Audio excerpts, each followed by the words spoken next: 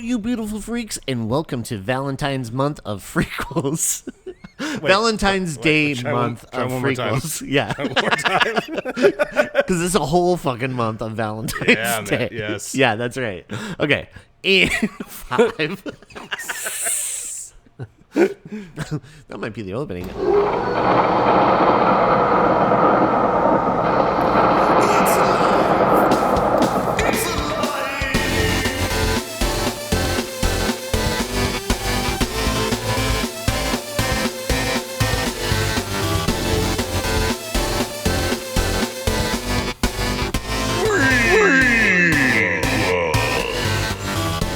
Hello, you beautiful freaks, and welcome to Frequels. It is our Valentine's Day month. Woo! And we are here to just bring movies and talk about movies that are kind of like horror, romantic, with love. Adjacent. Yeah. A little bit of love, a little bit of horror. What a great mixture. Yeah. Yeah. I agree. It's like you can't beat that. You know what I mean? That's some good stuff. You probably could actually beat that. Yeah, you probably There's can. a lot of better things, I suppose. Like, is there enough horror action? Is there... I don't know. I was talking about cocaine. Oh, right. Because that's better than movies about love. Yeah, that's and true. Horror. Yeah. Anyway. Yeah, hey, anyways. What have you been up to? Nothing. How about you, sir? This is my co-host, Rory. How are you, sir? I'm good. I'm really excited that the weather has not prohibited us from doing this episode again. I know. We've had a couple snags getting this one done. Man, the winter yeah. months are brutal on Yes. scheduling. Yeah, and it's crazy because even like this coming weekend, there's another snowstorm supposed to come this way. Ugh. I'm over it. Are you? Yeah. Yeah, I'm not going to lie to you. I kind of love this time of year. Me too. I love the winter. Yeah. It's just that like it sucks when you still have work and stuff. I work out of my living room. That's true. That's probably why I have such a positive take on the winter months. That's true. I don't really experience them. But with us today, we actually have two very special guests. One's a former convict. One's a former convict. Guess which one? He used to host a show called River Dudes about Riverdale. And he's also a convict. Mr. Aaron Ross Jones, how are you, buddy? Hey, what's up? How you doing? I'm back. Yeah, you're back. What's up, buddy? back. I just got released today. Oh. Lucky us. Yeah. That really worked out. Did you get to watch this movie while in prison? Yeah, they put it on the community TV. Oh, that's great. That's awesome. Right in the room with everybody. That's great. How does it feel to keep beating death row? That's what I want to know. I don't know. I find my way out. You do. It's amazing. We're just so lucky that you always get out right on time. Yeah. When we're like, hey, can you do the show? You're Well, like, I force a gun to their back if they don't let me out. oh, is that how you make parole all the time? Yeah. Oh, I told them okay. I got to be on the podcast so they're going to die. Sounds like a madman. Yeah. Ross Madman Jones. Also with us, founder of Fourth Cut Productions, a writer, acts every 10 years. Almost like the legend of Jeepers Creepers. He comes out every so often to act. But Mr. Chris Conforti, what's up, buddy? How are you? Not too much. I'm doing fine. You forgot one key thing that I always had it myself addressed as. What's in that? all of our things. I was a fantasy wrestling heavyweight champion. Oh, yeah, that's true. That's very true. Yeah. I was a fantasy wrestling heavyweight champion. That's right. I forgot, and I'm so sorry. And you also forgot that Ross Jones was a co-host of the Chilling Coven with us, too. Oh, right. forgot The about Sabrina. Yeah. Yeah. The Yeah, Adventures don't of forget Sabrina. that show. We Yeah, you did can't that too. forget that one. Yeah. Believe me. After the first one, it's very forgettable. Yeah. The first season was good, and then it dropped down completely. I guarantee you that when you said the name of that show, everybody in America said, "Oh yeah, that show." Oh, yeah. That was a show. That was in its time. That first season, pretty solid. And then the first season was great, and then I don't know what the hell happened after that. yeah, Yeah, I don't remember know. I was in a hotel room and I was watching it, and it was in Lebanon, PA. And I remember texting you, Ross. I said, I don't know what the hell is going on, but I hate the show. Yeah. Yeah, It's a little weird. We did the first season, and when we were like, "There's no point in doing the second season. It's that bad."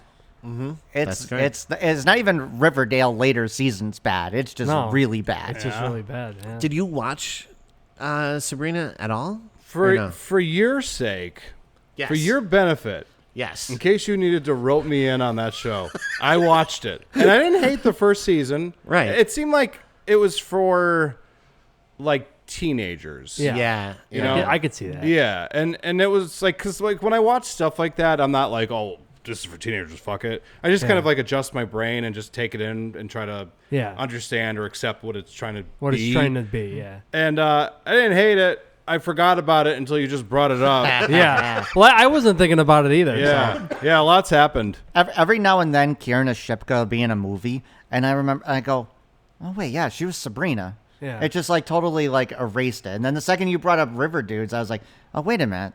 I forgot about Sabrina. Was she in Long Legs?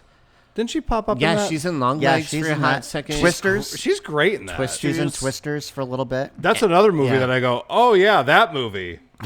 Oh, Twisters? Yeah. Well, was that Fowl? was that considered Twister the sequel to the first one? Yeah. Yeah. It's like Alien and Aliens. Yeah. Yeah. But that was a long time after the first Twister though. Yeah. That they made it. Yeah, in Twisters, right? Yeah. The S has like a dollar symbol. Oh, okay. Yeah. Okay, so they're trying to make kind of money. Called cash grab. Yeah. Money. Yeah, cash grab. People in America love money. That's Yep. what I learned. Yeah. My favorite That's part what of it that is. is when he's driving around in the pickup truck that has a drill on the bottom of it, and he's just drilling into the earth to like stabilize this truck. Yeah. I don't know. It's a weird. It's It weird. was a weird one. But Kieran Shipka also was in Totally Killer, which I thought was a pretty rad movie. That was a good one. Yeah. Which also stars Olivia Holt. Olivia Holt. Yeah.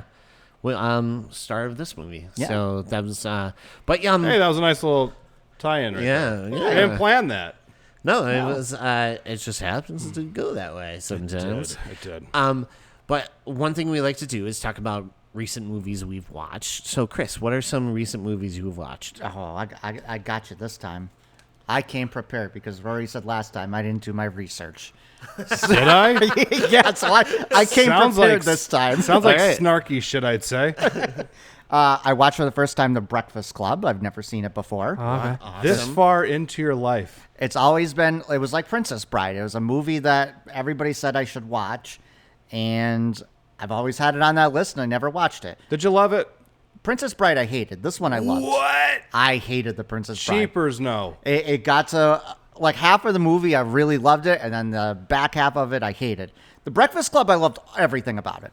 Yeah. Nothing different, no notes on It's it. a Loved. scalding hot take. Who was your favorite Breakfast Club kid? And why is it Bender? Yeah. I mean, it might have been Bender. Yeah. Bender. I'm like such a sucker though for Emilio Estevez, no matter what he's in. Yeah. I just like him. But then I really like oh my god, I can't think of Ali her name. Sheedy? Ali Sheedy. Yep. Yeah. Yeah. I can't think of what character she plays. I'm like reading your mind tonight. You are, yeah. Yeah. You're She's like- she kind of steals the show a little bit. I feel she like does. Ali Sheedy. Yeah. She's great. So I got through that. Pan's Labyrinth. That was my Criterion list. Nice. I've Did you never love seen it? Fell in love with it. Isn't it amazing? It's one of the best movies I've seen probably in like the 2000s to now. Loved it. It's amazing. Del Toro has a great track record. Yeah. And Doug Jones, right? Killing it. He plays pretty much all the creatures. The in it. creatures. Yeah. Yeah, it was just really cool, and they did it in such a way where having like the backdrop that it does, I just thought that it really worked. Sure. But yeah, I saw that. Spellbound. This was the first time I've seen Spellbound. Love that. I know Kristen did not like that, but I like that. People We Meet on Vacation. I was forced to watch that. Ended up liking it. Ended up liking that a lot. That was pretty good. What else did I watch? Obviously, Hard Eyes. And yeah, I don't remember all the other ones I watched. Oh, I watched Flow. Yeah, you course. should. Yeah. You should watch Flow every day. Yeah, I'm with you. I really like Flow. I of proclaimed course. that my favorite movie of last year. Or now 2 years ago. Yeah, I think I'm with you on it. It only ages better. Yeah. Like every time you watch it. And then for the first time, I got to see Carnival of Souls, which is awesome. You loved brought it. that. You sent me a text message the other day, and I purposely did not respond to you. Yeah, because what the F was that? I wanted to talk about it on the podcast. That movie's awesome. Oh, I loved it. It's like a nightmare. I loved every single thing about that movie. It's fucking so cool looking, and it's nice too because I think we talked about it on the pod like a couple years ago. Yeah. It just is very clearly like one guy's vision. It doesn't seem like a bunch of people were trying to make it into something. Like it just seems like this really weird fever dream this guy just threw on screen, and it's great. I'll be honest, even watching it today, watching it when I watched it, the main ghoul is creepy as hell. Yeah. I want a title like Main Ghoul. I know. But he was like creepy. Cast me. And then, so I'm like, thinking about it, I'm like, how come I've never seen this woman at a convention before? Like, I've never seen her anywhere. Candace Hilleglass, I think her name is. Yeah. So I'm like, how come she's never been at a convention? So then I went on her website, and of course, like, if I couldn't love the movie more, my favorite musical artist, Lana Del Rey, actually has like dialogue from the movie in one of her songs, which I never knew. And then, like, she sells autographs for like $25, which I feel like today in today's market is a super steal. Yeah. Especially for somebody like her. Yeah, absolutely. Russ, how about you? What have you watched recently? A lot of like Netflix shows, not really a lot of movies, but Netflix shows like The Beast in Me. Okay. That's supposed to be that's really good. Okay. What else? Baby Reindeer, that show on Netflix. What is that? Yeah, absolutely. What is that? It's really weird. Like, it's a real weird show. Is like, it about baby reindeer? Because I'm in. No, it's nothing to do with that. It's it's some weird sex thing. Well, it's this one girl. It's like infatuated and obsessed with this other guy, and like she just does really weird. She's just really weird, like towards him. Like, does she turn into a baby reindeer? No, Why the heck is it called Baby Reindeer? I know. I don't know. She just like. She's really like she's a stalker. Like, she's like a stalker, like, towards him. Oh dear. It's real weird. Like, So they it's throw that title through ChatGPT to come out with the name. It's a really weird show, but it's like it makes you like want to keep watching because it's like it's a good show, but it's just really weird. It's fucked up, obviously. but it's That's where he lands with it. But it's good. And then there's this other show. I forget what I can't think of what it's called, but I've been watching a lot of shows on Netflix. Yeah. Just different shows on Netflix. Maybe it's one of those things because, like, years ago, Marvel did a poll, and it was like, what are the most popular keywords with kids? And it was like secret and war. So then they're like, our big main event, we're gonna call it Secret Wars, right? That's brilliant. Yeah. So I wonder if like Netflix is like, let's do a poll, and it's like, what are popular keywords like people for just children like love? Oh. Yeah, it's like baby reindeer. It's like baby shark. Shit, that's taken. Baby Yoda, baby Groot, shit. Baby reindeer. Got it. Yeah. Lock it in. Yeah. Copyright it. Yeah, I wonder if that's how they were like. That's probably how they picked it. Yeah, just Dude, like something like that. Hollywood today, that would not surprise me. Everything just seems very like. Oh, and I watched The Talented Mr. Ripley. I like that movie. That movie fucking rules. That's a good movie. Yeah. I love that movie. I've spent the week watching Matt Damon in interviews. I love him. He's good. Yeah, I'm He's with good. you. He's Me good. too. I've actually watched a lot of his interviews that he's done recently. I like listening to him talk about film, and he seems just like a very like thoughtful person. Mm-hmm. And I also liked listening to him talk about making Oppenheimer. I'm not Oppenheimer. What am I talking about? The Odyssey. The Odyssey. Long day at work, guys. I'm getting my Nolans crossed. Did you see the interview? Oh, he's in Oppenheimer. Yeah, he's Yeah, in he is. Oppenheimer. I take back what I said. I didn't make a mistake. He's in both those movies. I'm okay. Did you see the interview? I don't have dementia. I'm an all right guy. The interview he did with Ben Affleck was really hysterical when they're naming each of their favorites films from the other person. Mm-hmm. And they asked, like Matt Damon, what does he think? And he was like, I think The Way Back Home for Ben Affleck, which was an awesome movie that nobody got to see because it was right when pandemic hit. Is that when he's the basketball coach? The basketball Yeah. coach. Oh, I have. It was that. awesome. Yeah, I have. That's a that. really, really good movie. Yeah, I have. And that. then they asked Ben Affleck what his favorite Matt Damon film is, and he's like, well, I'm really looking forward to like the Odysseys coming out. And Matt Damon's like, so the rest of my 20 years sucks. He hated every single one of my movies. Affleck? I have not put out anything worthy of Affleck's And then Affleck is like, oh, come on, man, I'm trying to plug your new movie. Yeah. Friggin' Ben Affleck's one of those guys that since I was a kid, whenever people criticize him, I shut it down. Like I like Ben I'm an Affleck. avid Ben Affleck defender He's and good. fan. He's good. He just seems like a cool guy who just has like a little bit of sadness somewhere in his heart. Yeah. But he's a fucking fantastic filmmaker. Yeah. You know what I mean? And then like I love him as an actor, and he just seems like a cool dude. Yeah. He's cool enough for Kevin Smith to hang out with him. Well, everybody that's in the Matt Damon movies and the Ben Affleck movies is always a really good cast. Sure. And it's always good writing, like whether it's any movie that they're in, that they're both in, or that one of them are in, or that it's always really good writing and really good script and a really good cast. I will answer for you, Ben Affleck. My favorite movie that Matt Damon is in will 100% always be Rounders.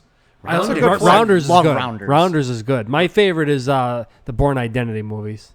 Yeah, I know you like those a lot. That's my favorite. Those are fun. That's Is there my like a favorite. wrong answer with Matt Damon though? Even The Legend of Bagger Vance is awesome. So the thing about Matt Damon was that when he got famous, it seemed like he was very careful with the movies that he chose. Yeah. Because like Ben Affleck will own up to the fact that at one point he was just taking whatever. Yeah.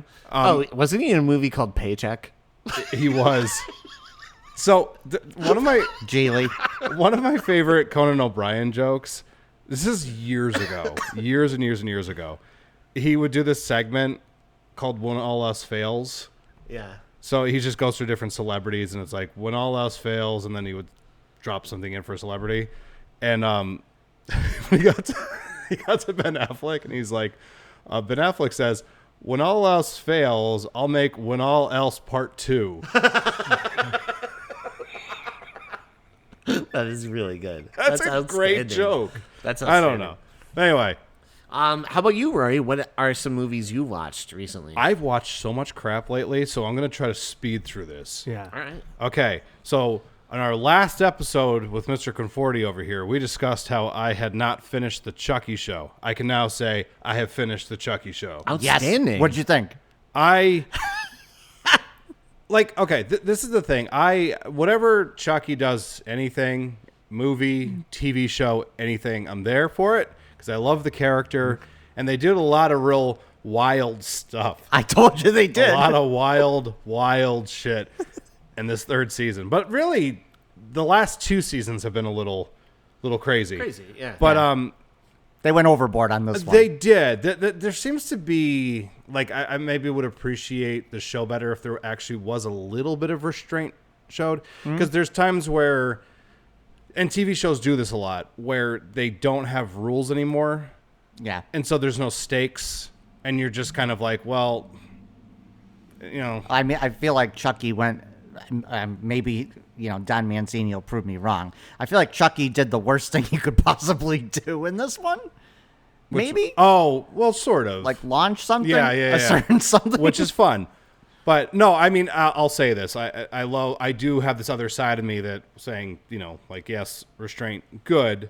Other side of me says, I love the fact that I get to just see what Don Mancini wants to do. chaos Without somebody just saying no, don't do that.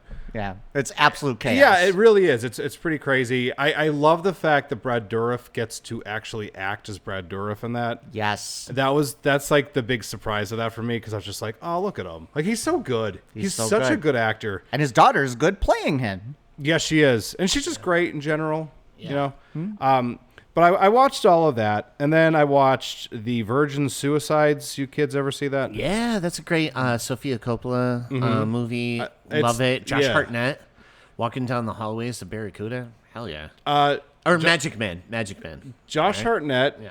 I think we've talked about this a few times on the show. 40 Days and 40 Nights. Yeah. I like that. That's a heck of the one to pick. I mean, in fairness, I think a lot of people our age love that movie. I certainly did. Yeah. It's pretty good. But this movie, I love this film. I think it's beautiful and sad and just I recommend people watch it. But Josh Hartnett we've said it on the show more than a few times. Love him. I love him so much. I will watch that guy in anything. He's good, yeah. And I'm glad that he's back. Like he was kind of went away for a bit. Oh, okay. And I didn't like that. But then he came back, and now he's actually doing like some really solid work again. So It's not called Josh Hartnett for anything, right? Josh Hart Eyes Net. I don't know. Ooh, Hartnett, like he. Oh yes, when he got mine. Yeah, like a little butterfly net. The Man Who Shot Liberty Valance. Yes, I remember telling you I thought it was one of my favorite movies. It's definitely in my top 10 list. You recommended it. I saw it in the movie The Fabelmans. There's a part where they like go into the theater and they're watching that. Mm-hmm. So I was kind of like, well, this seems to have made some sort of impact on Steven Spielberg. I should check it out. And it's a great movie. Mm-hmm. You know, like Jimmy Stewart just doing what Jimmy Stewart does. Yeah, I feel like it's one of those movies too where like everybody is acting like at their top. Yeah, oh, and Liberty. Oh, Liberty, Mary, Liberty. Liberty. I think the fun part is the twist of who did kill Liberty Valance. Yeah, no, it's a satisfying ending, and I like the way it ends is pretty pitch perfect. So I really like that movie quite a bit. I finished Barry again. Yeah, Barry rocks. Yeah, Barry. What, that show Barry? Yeah. With Bill Oh, Hader. that was on really FX? No, it was on HBO Max. Oh, okay. You Yeah. told me about it. Yeah, it's You told really me good. about it. You should watch Barry someday. It Yeah. is. If I had HBO Max, I definitely would. Yeah. It has like a very Dexter-esque kind of stuff. I feel like the show You is like Dexter, but just not as good. Yeah. I never saw that one. They tried to do like Netflix version of Dexter, and it's just not as good. No. I've heard people like it. I don't know. I never saw it. Yeah. But it was funny because I watched the ending of Barry again, and then back when I watched a movie, she chose it, and it was another Stephen Root masterpiece called Office Space. That's a good movie. I like that. She had That's never funny. seen it before. Oh, okay. Really? It's a good movie. Yeah, Oh my gosh. and I could see like it really made an impact on her because it's kind of brilliant. It's hilarious. The observational humor in that is like really, really funny. Michael Bolton, like the singer. So good. It's My stapler. You talk about the guy that was obsessed with Jack Sparrow, Michael Bolton. Oh no, yeah. But one of the characters, his name is Michael Bolton, and everyone's like the singer. Oh, so it's not actually the singer. No. Yeah, I thought. I actually thought the singer was in it. I was like, No. oh, that might have sold me. Yeah, it's definitely not the singer. Yeah, we're gonna need you to come in this weekend. Saturday, and I'm gonna need you to come in on Sunday. And Ron Livingston, that's his name, right? The Yeah. main actor. So good, so good in that movie. Just outstanding. I like just like that whole thing where it's like, yeah, I'm not gonna go into work today. Yeah. No, I'm Nah, good. no, yeah, I'm okay. Yeah, I love that. Yeah, it's great. I watched If I Had Legs, I'd Kick You. Did you guys see that with Rose Byrne? No, is that I the one just that heard she's about getting this. nominated Yeah. for? Yeah, I didn't get to see that one. You need to see it just for her in it. She's so good. She's so fucking good in that because I love her in general. But I've never seen her in something where she really got to showcase the depth that she actually has. And she's in it. And what's weird is that as good as she is, Conan O'Brien, bringing him up again, is in the movie. Oh, wow. And he plays like a therapist in it, and he is wonderful at showing contempt for people in a movie. He's so good in it. I recommend it, for the performances, but the movie itself is just very interesting, because it's literally just about a topic that's not explored too much about like a mother who doesn't want to be a mother, who seems kind of resentful of her child. So much to the point that I don't think they ever really even show the child. You always just kind of hear the child's voice off to the side, and I was always just kind of wondering if it's sort of like the kid's never able to enter her orbit. It's like she's just so badly wants to not be there. Yeah. But it's really worth watching. Immediately after that, and fuck you if you haven't seen this movie, Chris, The Wrong Man. I've not seen it yet. What? Oh my god, it's interesting as fuck to see it. You need to see it. What? It's a Hitchcock movie Oh, okay. with Henry Fonda. Oh yeah, you were talking about that. Is it Criterion? No, but it's interesting because the first half of that movie is like some of the absolute best Hitchcock, like as far as like his filming goes. Mm-hmm. He puts you in the perspective of a person who's basically like wrongfully accused of doing something, which is a Hitchcockian trope for sure. Yep. But it's basically like you're in this innocent person's perspective as they're like basically, you know, the cops show up outside your house. They take you down to the station. They take you to like a bunch of places. And this guy just looks enough like an actual thief that people are like wrongfully identifying him because they look so similar and dress so similar, which is why it's not always the best idea to carry justice that way. Yeah, true. A lot of mistakes have been made in that manner, but I don't want to say too much about it. But the first half of that film is like visually speaking outstanding, and then like the second half of it is like, if the first half is like great Hitchcock, the second half is very good Hitchcock. Okay. So it's meaning that it's awesome. Yeah, I mean, there's any type of Hitchcock is a good Hitchcock. Yeah. Did you guys see Hamnet? I did. I forgot to put that on my list. I did. I liked it. Me too. Speaking of great performances, Jessie Buckley just... And I'm not going to lie, I was not looking forward to that Bride movie, but after seeing that... She's amazing. Looks pretty good. I was all in on Bride. Looks just pretty good. Off of one line delivery she does, I was like, yo, I want to see that. I was a little worried. Cool. Yeah, she looks really cool. I mean, like I'm into it. It looks different. I was worried up until I saw the performance in Hamnet. Now I'm thinking it might be pretty good. Yeah, there's some stuff in it where like I was talking to Dave about this. It's like she's not like movie acting in it. You know, like sometimes when people are showing like emotional anguish, they sometimes look like they're acting. She's definitely like going somewhere because there's like moments where she's reacting to certain things in the film. I don't want to ruin anything. Yeah. That I'm just like, that's what grief looks like. That's what grief feels like. And did you watch it? Did you get to see it? No, not yet. Friday maybe? You son of a bitch. But what I will also say is Paul Mescal is really good in it. He's becoming quickly great. one of my favorite actors. I love him. I love him. He's awesome in everything. I watched this funny YouTube thing where he was on with a couple different actors. It was Austin Butler and Michael B. Jordan and who's the other person? He was in Baby Girl. And I forget the actor's name. Harris Dickinson or something. But anyways, the four of them were supposed to bring their favorite YouTube clip. I thought it was just those three. I didn't know that the other guy was in it. Yeah, there was one more. But what happened was they're watching, like they bring a clip. So like Michael B. Jordan brings a clip from his like favorite anime, and he talks about how anime inspires him in his work and stuff. He's a huge It's in the anime Creed 3 movie. There's a lot of anime stuff. Yeah. And he said that too, like there was a shot in Creed 3 that really inspired a certain shot and stuff. And then like Austin Butler's like, oh, I brought this song. It really like hits me emotionally. And then the other guy's like, oh, I brought this because, you know, it really inspires me as an actor. And then it gets to Paul Mescal. He's like, okay, so I read this all wrong. I brought my favorite Office bloopers. Like from the U.S. version of The Office.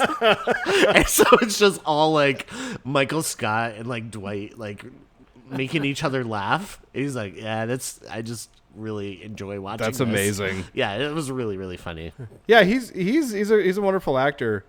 The kids in that movie also, they are so good and likable. And it's one of those things like if they don't sell those kids to you, it doesn't work. Doesn't have the same feeling. The next day, I went and saw Following with this guy over here. Yes, yeah, that's Christopher Nolan's first film played at Regal. For $5,000 he made this film. And boy, it's that because I think again that we've talked about this on the show before, but it's that wonderful lesson about storytelling. If you have a good enough script and a good enough actors to just like sell the characters, you don't need all the special effects in the world. You could just literally like tell a great story and it works, because that's what it is. Like, it's a really interestingly told story, and it has a very satisfying like, oh fuck kind of ending. Yeah. But all the Nolanisms are in there too, like all the stuff that he would sort of expand upon in like later movies. Yeah, like the storytelling aspect of what's going on, and there's like almost two different timelines, almost like a like Oppenheimer non-linear situation. And so like the character is setting up to go and be like a better version of what he is now. And so you're just like waiting for this to happen. It's really cool. It helps because we talked about this after the movie. I think that if you maybe take that narrative and you play it straight, like a straight narrative, right? Maybe it's not as interesting that if you break it up and put really jarring moments sort of like at the beginning that take place at the end, it kind of just holds your interest because you're like, well, how the fuck did he get to that point? I want to know. Exactly. Why is his hair short now? It piques your interest, like, and it's outstandingly like, so yeah, if it was just linear, right, it probably wouldn't be as interesting as it was, but because he breaks it up and puts like the character kind of in the past and the character present and mixes back and forth, it really piques your interest to see how that character progresses and like gets to a certain point. Yeah. It's really cool. It's real good stuff. And he only made it for $5,000 and shot it throughout a year on weekends, because he could rent out the equipment on weekends, and he shot it with his friends that were actors, and it's crazy. I'll say this too about Nolan, just as he is now, where he is at his career, and you look at like the trailer for The Odyssey, yes. And you're just like, how'd you go from that to that? Like, what a... It's insane. But then also just him as a film fan, yeah, and a lover of like movie theaters and stuff. Like, he's like that guy that's just actually like saying what everybody's too afraid to say.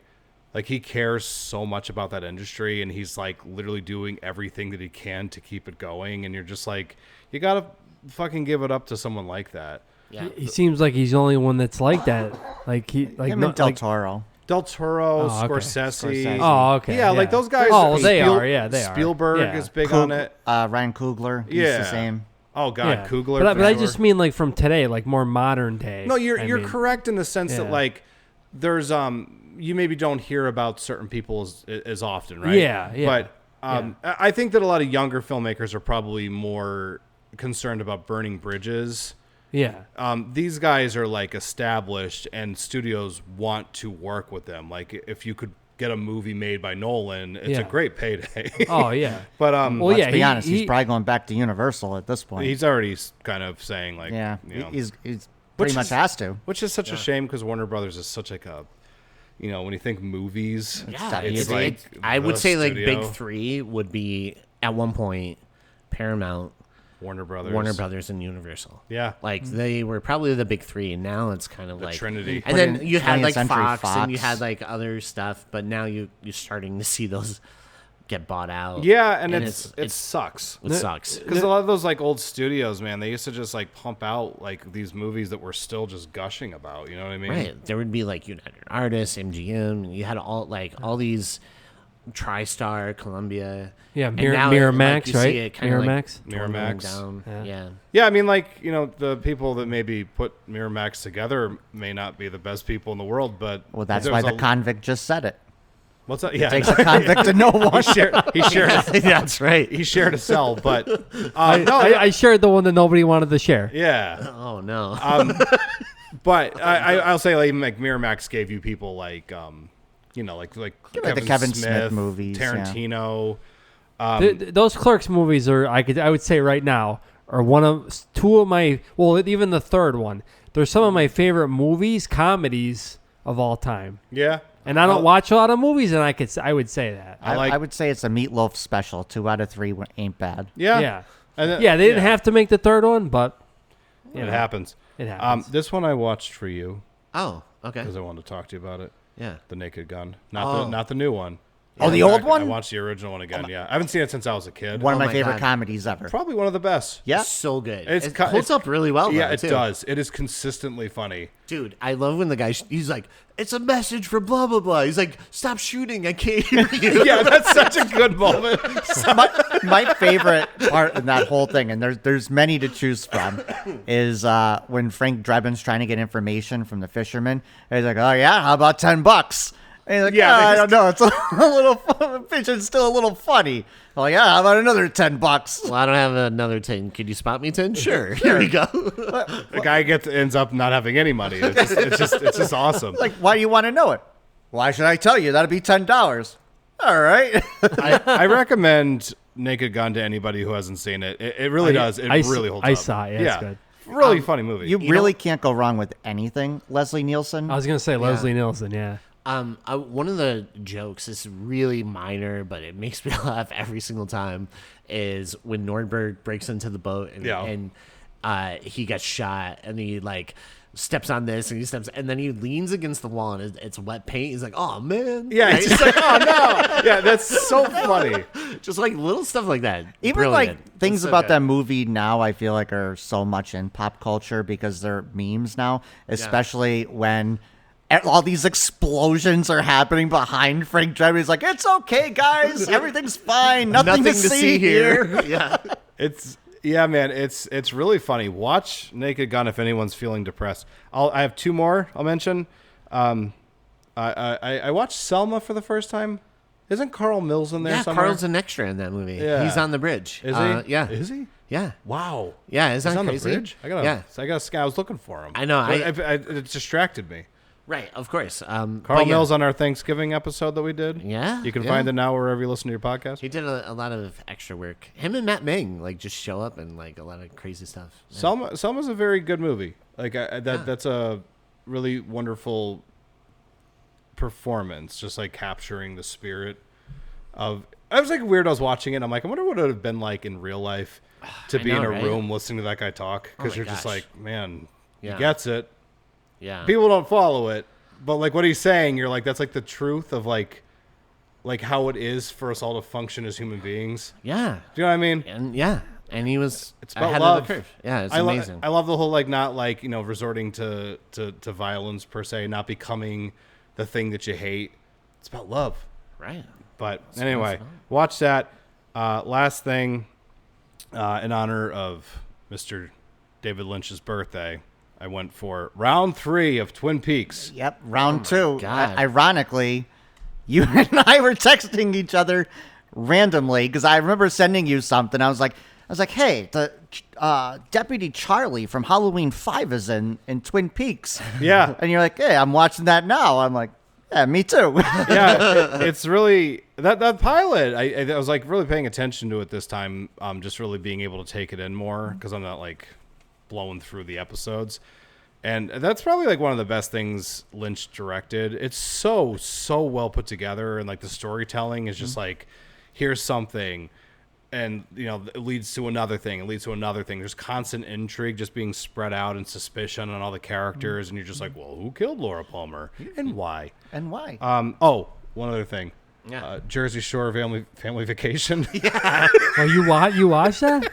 No, Oh my God. Not only do I watch it, Roz, I swear by it. Oh my God. He's in, man. He's all in on Jersey Shore. Oh, I remember my friends used to watch Jersey Shore, and I used to always say like, "This is terrible. Like, why are you watching dude, this?" there's like something kind of magical when you really get into it. Because I felt the same way. I didn't want to watch it for the longest Well, time. the people that are on it are they're not good actors. Like, Well, it's okay. yeah. they're all right. wonderful characters. As human beings, they are characters. Yeah. Yeah. Hey, and right before I asked you what you watched recently, Yeah. EJ, I wanted to update the audience with something. Yeah. Because on our 30 Days a Night episode, I was talking about how Indy the dog was nominated. Yes. So I want to go over something with you. Indy the dog Right. from the movie Good Boy. If you haven't seen it, you should watch it. The dog does a great job. Indy the dog won an AFTA award. AFTA. That's what it's called. Yeah. And I'm going to tell you who he beat. Oh man. Let's hear it. Oh, you're gonna love it. Yeah. So he beat Ethan Hawke for Black Phone 2, Oh no, Ethan Hawke. Allison Brie for Together, Allison Brie. Oh yeah. Wow. Sophie Thatcher for companion. Wow. That's Sally Hawkins for Bring Her Back. wow. Okay. Bring Him Back. And then Alfie Williams for 28 Years Later. Wow. Now I'm going to tell you this right now. This award was well earned. I would give it to that dog every single time. Do you think like anyone interviewed Ethan Hawke after? He's like, well, the thing about acting, right, is like sometimes a dog, it just beats you. I can't imagine any of them being mad about that. No, And like, How do you get mad at a dog? yeah, like if I saw Ethan Hawke just make a face, I'd be like, I just saw into your heart. This dog was such a good actor. Right? Yeah.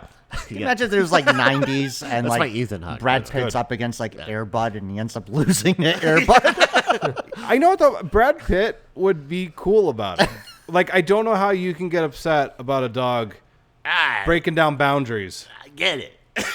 That's my Brad Pitt. But yeah, I could see like Alison Brie being very excited for him too, because she seems like Yeah. a nice person.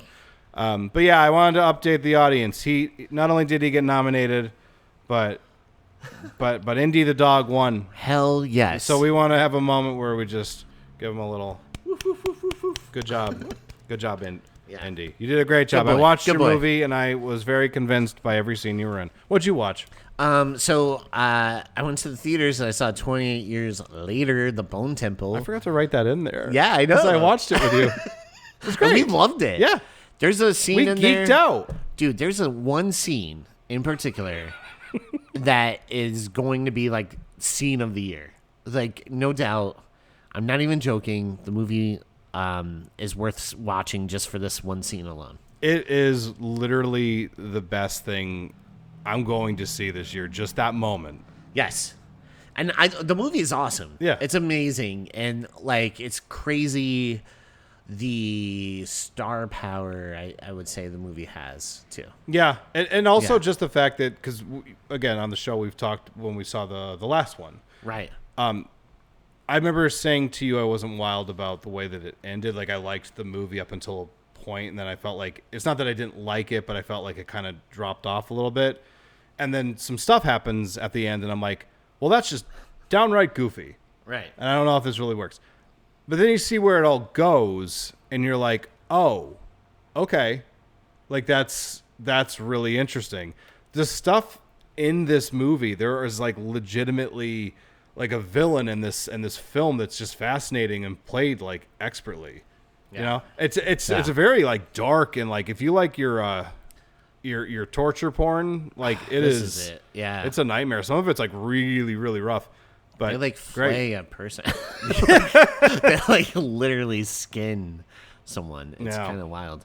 I do like when he does the hand gesture and he goes like this and he goes like the person died. Oh, yeah. Yeah. Yeah, that was great. Yeah, I was like, I've never seen that. That's kind of cool. I like that. I don't know. He's killing it though. I feel like he is on such a weird role right now.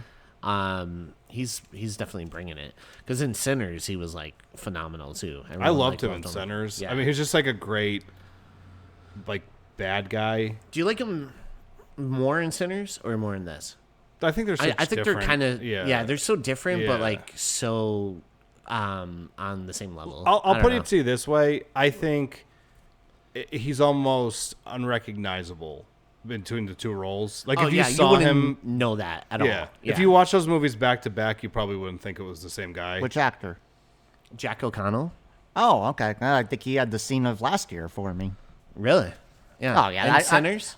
Yeah, that tap dancing scene was the best scene I saw all year. Oh, that yeah. movie Because it came out riddled. of nowhere, which is what I Yeah. loved it. That movie's riddled with great scenes of the year. That was He Sinners. has a little dance kind of thing going on in this one, and it made me laugh really He hard. might be It's breaking out. So good. He No, should. he's great. He's like hypnotic, honestly. He literally is one of the best reasons to see 28 Years Later Bone Temple. All right, I'm gonna trust you because I hated the last one. I think you will probably like this one. It's gonna probably. I could imagine you, like right now, you watch this movie and you're like, I'm gonna hate this, and then you watch it and you're like, okay, well, I wasn't expecting that. I guarantee you're gonna like it. Also, just from a directorial standpoint, Nia DaCosta. Yeah. She crushed it. Like there's like I was really like paying attention to just like her camera work. Yeah. And it's really like well crafted, very like well shot, and it just I think it's a really special movie. That's the word I would use for it. Yeah. I don't think I've ever seen anything by her that's been bad though. Candyman was awesome. Yeah, I mean, I think she's been pretty good in everything. Well, she had a rocky time with the Marvels. Yeah, she did the Marvels, but I don't blame her. Yeah, Well, that seems mean, like a bunch of people had a lot of different ideas, and yeah, but when you get into the Marvel world, it's kind of hard to.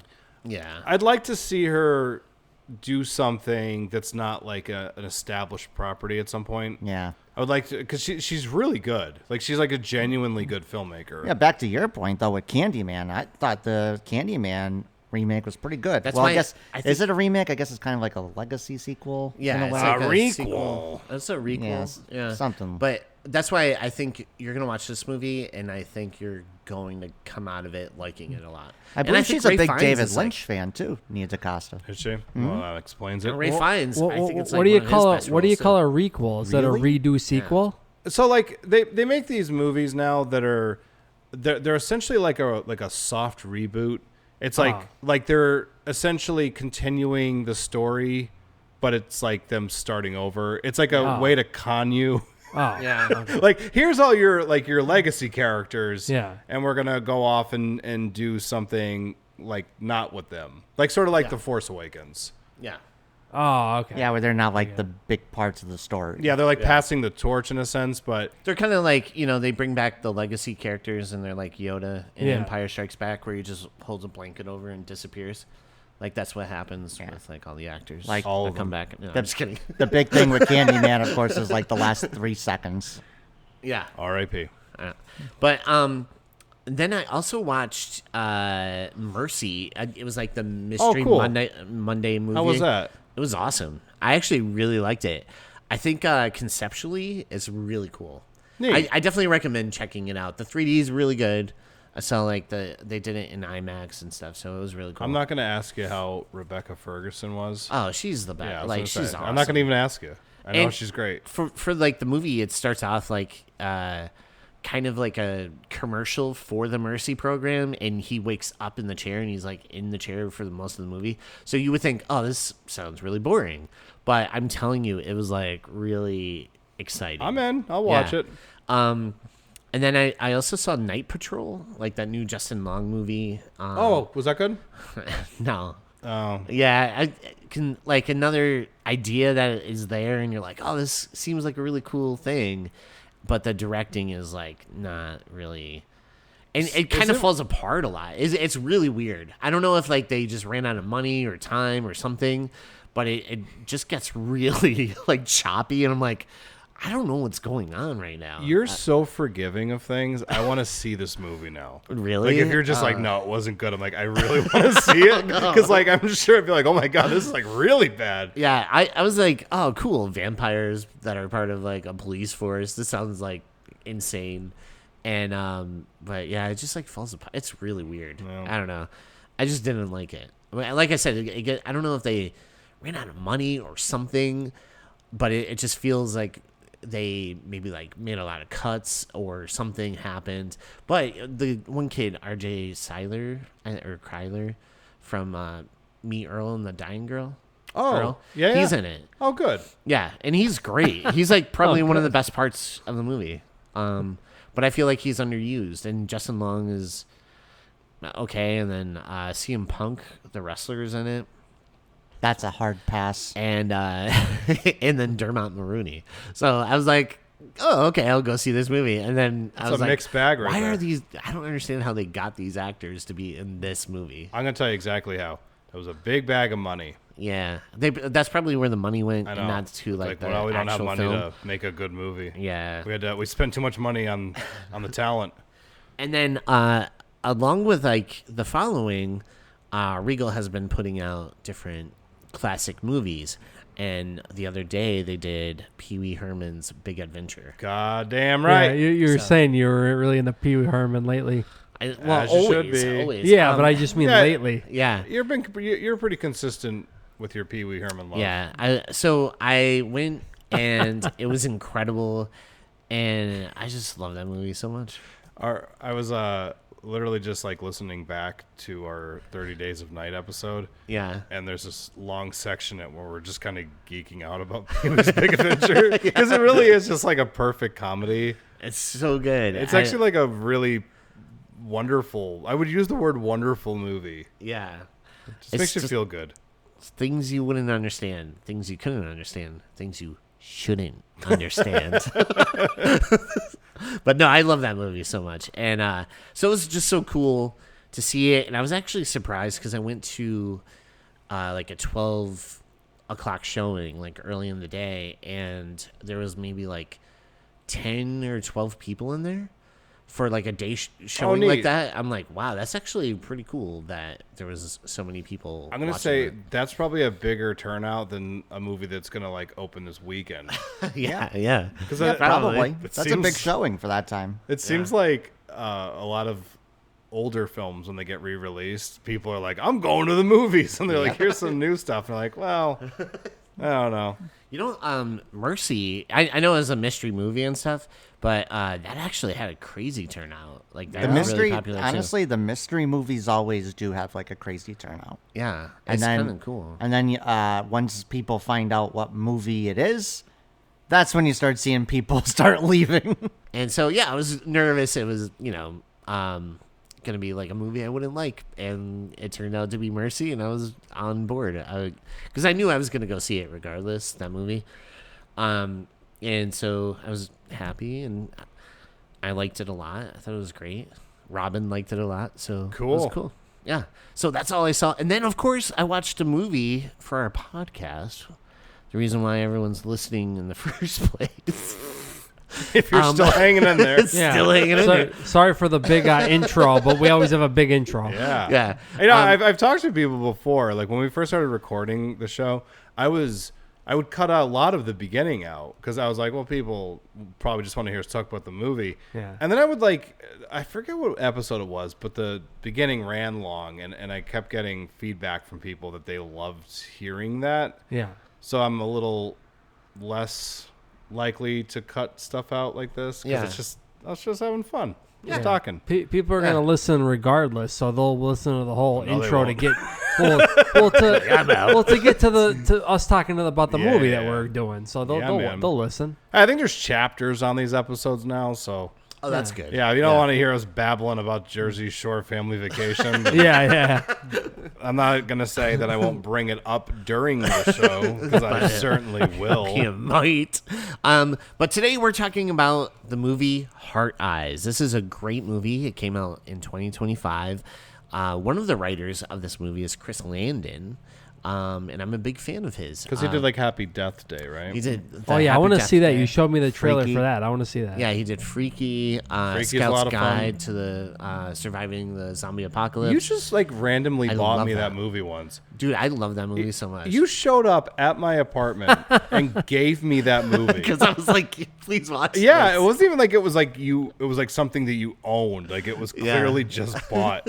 And I loved that. I was like, yeah, that movie's a lot of fun. It's a lot. I think his movies are a lot of fun. Like he does a great job of mixing humor and horror. Mixing genres. Yeah. A good mixture of genres And this movie together. What's funny is that I heard like when it first came out, everybody kept saying it was like an 80s throwback, but it's not. It's like a 90s throwback. It's more 90s, yeah. I felt like it's funny because it has everything a rom-com would have. Mm-hmm. You have your meet cute. You have like them bumping heads and Did you say meat cute? yeah, that's I've never heard that term before in my life. I never heard of that either. I Meat have. cute? I never meet heard cute. of that. Yeah, so This side of the table's where What is it? Meat Meat cute? cute. Oh, meat cute. Meat Meat. M-E-E-T. Oh, I Not thought- like a meat like. Oh, I thought you meant meat. That's Oh, good. meat. Oh, I thought that's what you meant. Yeah. No, I thought no. you were calling the handsome Mason Gooding meat. No. that was a little insight into what's going on in your mind, Chris. Okay. You picked him. yeah. More on him later. We've got thoughts. But yeah, no, this has everything. There's even like a running to the airport kind of scene, and so it has all those like typical things sprinkled in like a romance movie. Yeah, definitely 90s rom-com. Yeah. But then like Scream. Yeah, But then it has like that's what he was saying, factor. like Scream. Yeah, Yeah. that's what he said. And Sorry, I was writing something, so I missed it. Yeah. Your Scream He was comparison. too busy trying to figure out where my mind was going. yeah. He's like, meat? Let me write that down, baby. So yeah, this movie is called Heart Eyes, and let's get into the breakdown. So And let me just say something quick yeah. here. I had to go over to EJ's house to watch this because I couldn't watch it at my house because listen to this I bullshit. have the cheapest Netflix subscription, the cheapest one with ads. Wouldn't let me watch it. It said it was locked. That I had to upgrade to the more expensive one to watch it. Isn't that crazy? is that effed up? That's I'm like, crazy. what's the point of even having Netflix if you Yeah. can't watch Look, stuff? couldn't even watch guys, it. you have to sympathize with Netflix. They just spent a lot of money to acquire Warner Brothers, so they're a little tight for cash now, guys. Well, I will say one thing, Netflix. You don't want Madman Ross Jones mad at you, because he'll Yeah. come after you. he will murder one person Yeah. in the name of Netflix. One person a week. Yeah. Netflix is all I have, but if you're gonna do that, I'm gonna leave Netflix and go to Hulu or something. Well, I'll say too, one of the reasons why I decided to come on to talk about Hard Eyes is anytime I talk about this movie, I feel like I'm always immediately countered with that movie sucked. Yeah, I'm which like- is so crazy to me. What, that's Everybody what, at that's what Regal is pe- always like, that's "Oh, what that pe- movie was terrible." That's I'm what like, people did we, said? Yeah, did we watch the same movie? Like, are you comparing it to like 8.5? Because if you are, you're going to be disappointed. right. I think there are some people just might not get it. That's Yeah. probably it. This is a movie made for its audience. Yeah. That's the thing. Like if you're just like a random member of the general public and you sat down and watched this, you'd be like, "What the fuck am I watching?" Yeah. But there's even people that we know that go to the movies all the time that like just do not like it. They hate it. Well, They must let's- not. let- They must not like rom-coms, I guess. Well, let's go a little bit deeper with it. Let's say maybe it's more preferred by like horror fans, because I feel like there's something fun about the fact that it is a slasher movie technically. yeah. But then it's got like this cutesy 90s. Like teen heartthrob Yeah, type like thing that going tone. on. They must not like horror, and they must not like rom-com. I don't Yeah, know. so, yeah, I mean, that's the thing. Sometimes, like comedies, for example, comedy's very subjective in general. Yeah. Like sometimes people can watch what I think is like the funniest movie ever and be like, Yeah. I don't get it. And Yeah. you're like, oh, Yeah. well. I mean, honestly, I think this is one of the funniest movies that came out last year. It actually is really, really funny. I feel like it's like a good horror. It's a good quality for a horror movie and good quality for a rom-com. It's a good mix. Yeah, and both of them. so Ross had to come over because Netflix is being a fucking cheap bitch on it. But so he had to come over to watch it, and so me, him, and Robin, the three of us, we watched it, and we're all like, well, I've seen it before, so I saw it with Chris in theaters, but like, we all loved it. Everyone was like, "Yo, that was so funny. That was great." Yeah. But let's get into the breakdown. Yep. So the film starts with the ultimate needle drop of "Amaze Me." Yeah. Baby, yeah. yeah. There's by Lone Star. Lone Star, yeah. That song that as soon as you hear it, it takes you back to being awkward at a school dance. Yes. Oh yeah. There's only time the eyes meet, and you're like, "Oh, I know where we Players are." don't sue me. I think that there was only one song that they could have chose that would have upgraded it from Amaze Me, Yeah. which is James Hurley's Just You. Oh, that's true. That's that's true. If that was playing there, I'm just saying it might have hit better. You wanna express love in your movie, James Hurley. It's James Hurley, Just You. 100%. But yeah, they're playing the ultimate like romantic needle drop. That was like the wedding song of like the 90s and 2000s. I get it. Right.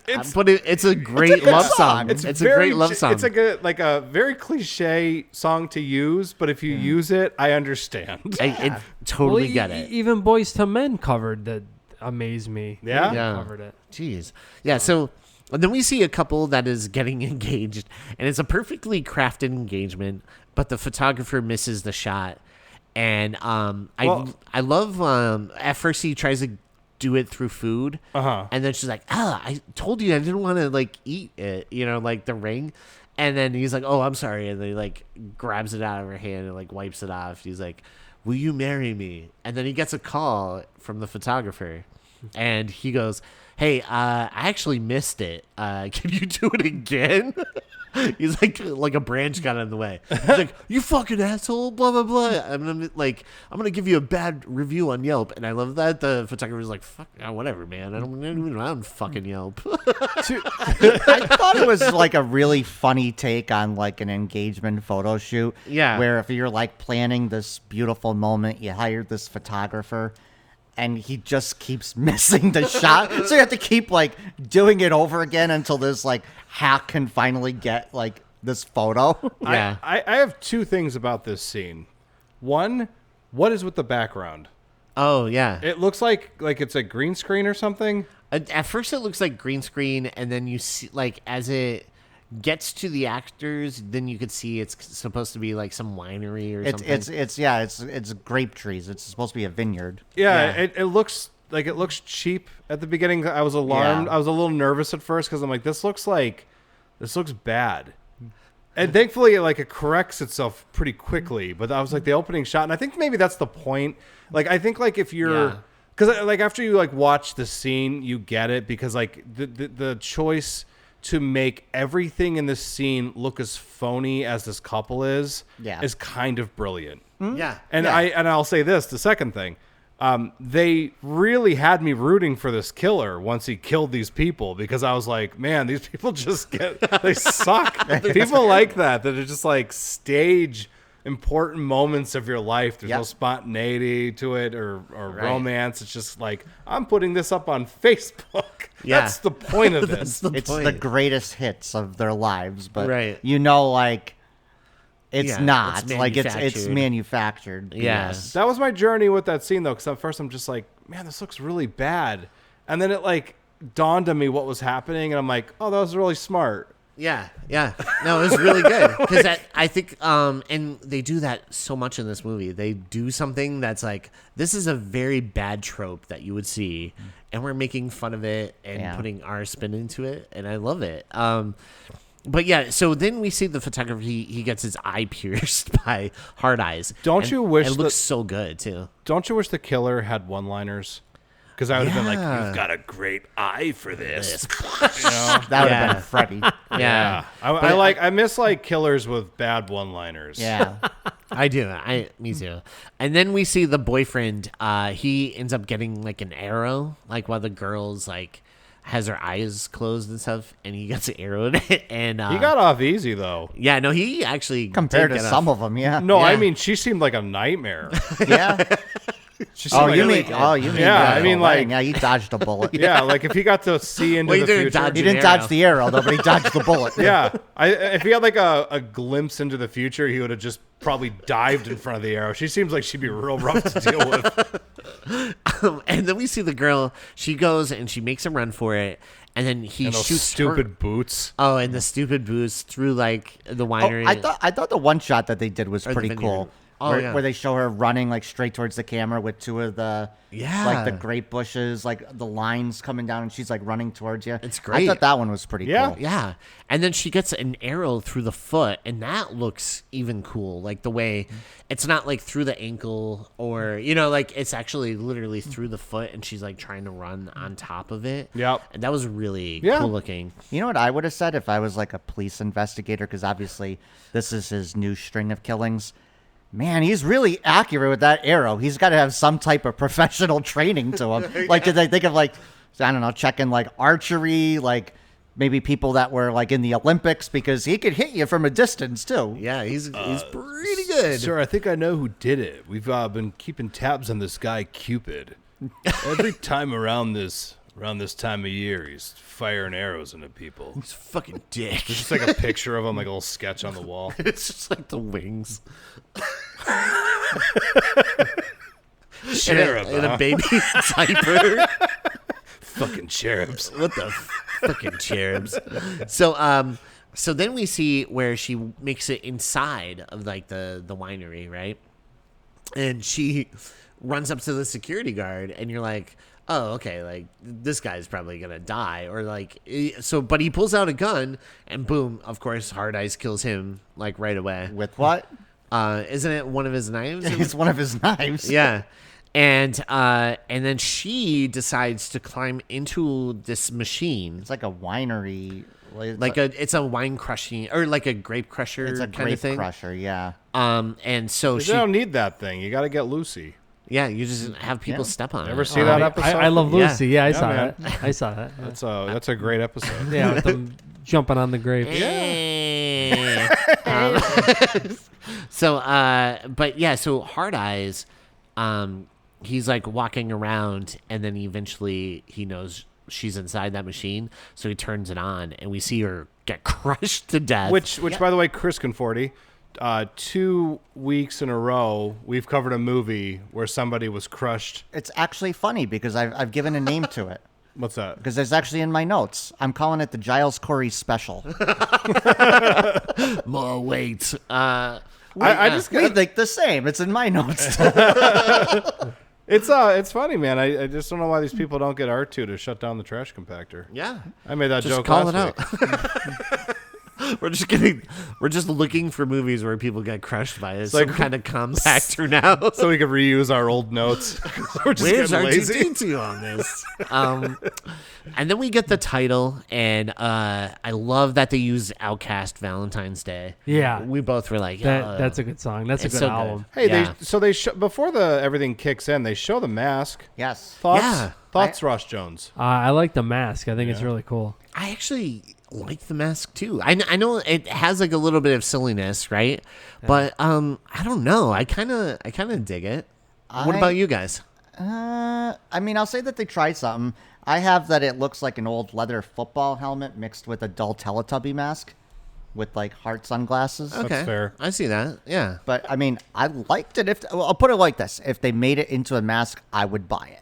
Oh, 100%. And you know what the cool thing is? Later on, like when the eyes light up in the dark, it looks really cool. Which is the most pointless thing in the world. We'll get into 'cause- that. Yeah, we'll get into that. But I'll say that it was almost not forgettable. It's that kind of a mask. Because like it's weird than like the horror genre. It's like you have like those iconic ones like Michael Myers, Jason, Leatherface is probably a good example. Yeah. And this one, it looks like a mask made in like a slasher film. It's nothing terribly special, but it's better than most of the most forgettable ones. yes, So it's I definitely agree. almost something memorable. It looks like the collector's mask. I Did you was see thinking that. Yeah, it looks like that, but they just put hard eyes on it. Yeah, it's a little generic, Yeah. but they throw the hard eyes on it, and you're like, that's something. Yeah. Yeah, I feel like I don't know. I feel like they didn't put a lot of time into what the mask would look like. I just think that's I don't know. like it's so hard to crack that now in 2025. Yeah. It's like they've done like such great things in the past. Like even that Scream mask, like as soon as you see that, you're like, fuck, that's cool. Yeah. But now it's like whenever they try to make a new slasher, they always seem to run into issues with like how can we make the mask like iconic? And they never quite land. Yeah, I feel like they don't put a lot of time and effort into like what the mask looks like. I don't watch a lot of horror movies, but I'm just saying, like I feel like they don't put a lot. They try, but They I just did. Because they have like the obviously the hard eyes, but like the front of his mask is also shaped. That's why I said a Teletubby, because it's like there's like I feel like there's two different types of, I don't know how to say, layers to a Teletubby, right?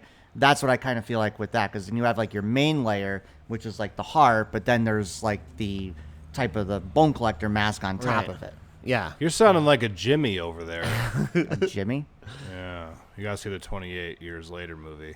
Oh, There's Yeah. a lot of talk of Teletubbies in the bone Yeah. collector. Yeah, there is actually. A lot of talk. great! I lot do of love my Teletubbies. Teletubbies. Yeah, Yeah. be a Jimmy, man. That's how you survive in good. the apocalypse. So then after the title, we see a bunch of news clippings, like in segments, talking about the legacy and legend that is HEK, the Hard Eyes Killer. And I actually kind of love that HEK. they do have the HEK. I thought that, like, I didn't realize it the first time, but watching it this time, I was like, that's actually kind of awesome, because a lot of people would just be like, the Hard Eyes Killer, you know? But the fact that they did the abbreviation, kind of like the BTK. Yeah, I was going to say that all these old, like, serial killers always had, like, that 3-letter name to them. Yeah. Like your pals in the joint. Yeah. Yeah. But I was like, oh, that's pretty cool. And then you hear about his legacy, and he's like all over the country, and he's killing all these different couples. And you're like, wow, he actually has like a resume. A resume like that is established. And so it's cool because it's not like, oh, out of the blue, here's a new killer, right? Yeah, he's been it's at like someone who's kind of established and who's been at it for a while. So it's kind of like, oh shit, this guy is good. He has a laundry list. Yeah, he does. Yeah, and so he's been busy. And they're like, yeah, be on high alert. Who knows where he is? He's gonna strike next, you know. And then we cut to a local coffee shop, and that's where we meet Allie. Who's she's waiting for her coffee, and she's with her friend Monica and stuff, and they're waiting, and they call out a coffee, and she thinks it's hers. She goes up, and then that's when she has the meet cute with Jay. And so meet cutes. That's what that means. Okay. Yeah, so it's like when characters. A cute meet. You forget about the epic one-liner before that. What's that? When the little kids are like making fun of her. Oh, yeah. And she says, I hope Cupid shoots you in the dick. Yeah. Olivia Holt, right, is out. She plays Allie, is outstanding. I love her in this. She's really good. Really good. She's really good, yeah. She understands comedy very well. Yes. Yeah. And in Totally Killer, she plays like the younger version of the mother. Mm-hmm. She's so good in that movie, too. Oh, that was her. Yeah. Yes. Like, I do not understand why we don't see her in more things. She's awesome. So she meets Jay, played by Mason Gooding from Scream 5 and 6. Who is a charm factory. Right. Yes. I mean... what a stud. Yeah. Super stud.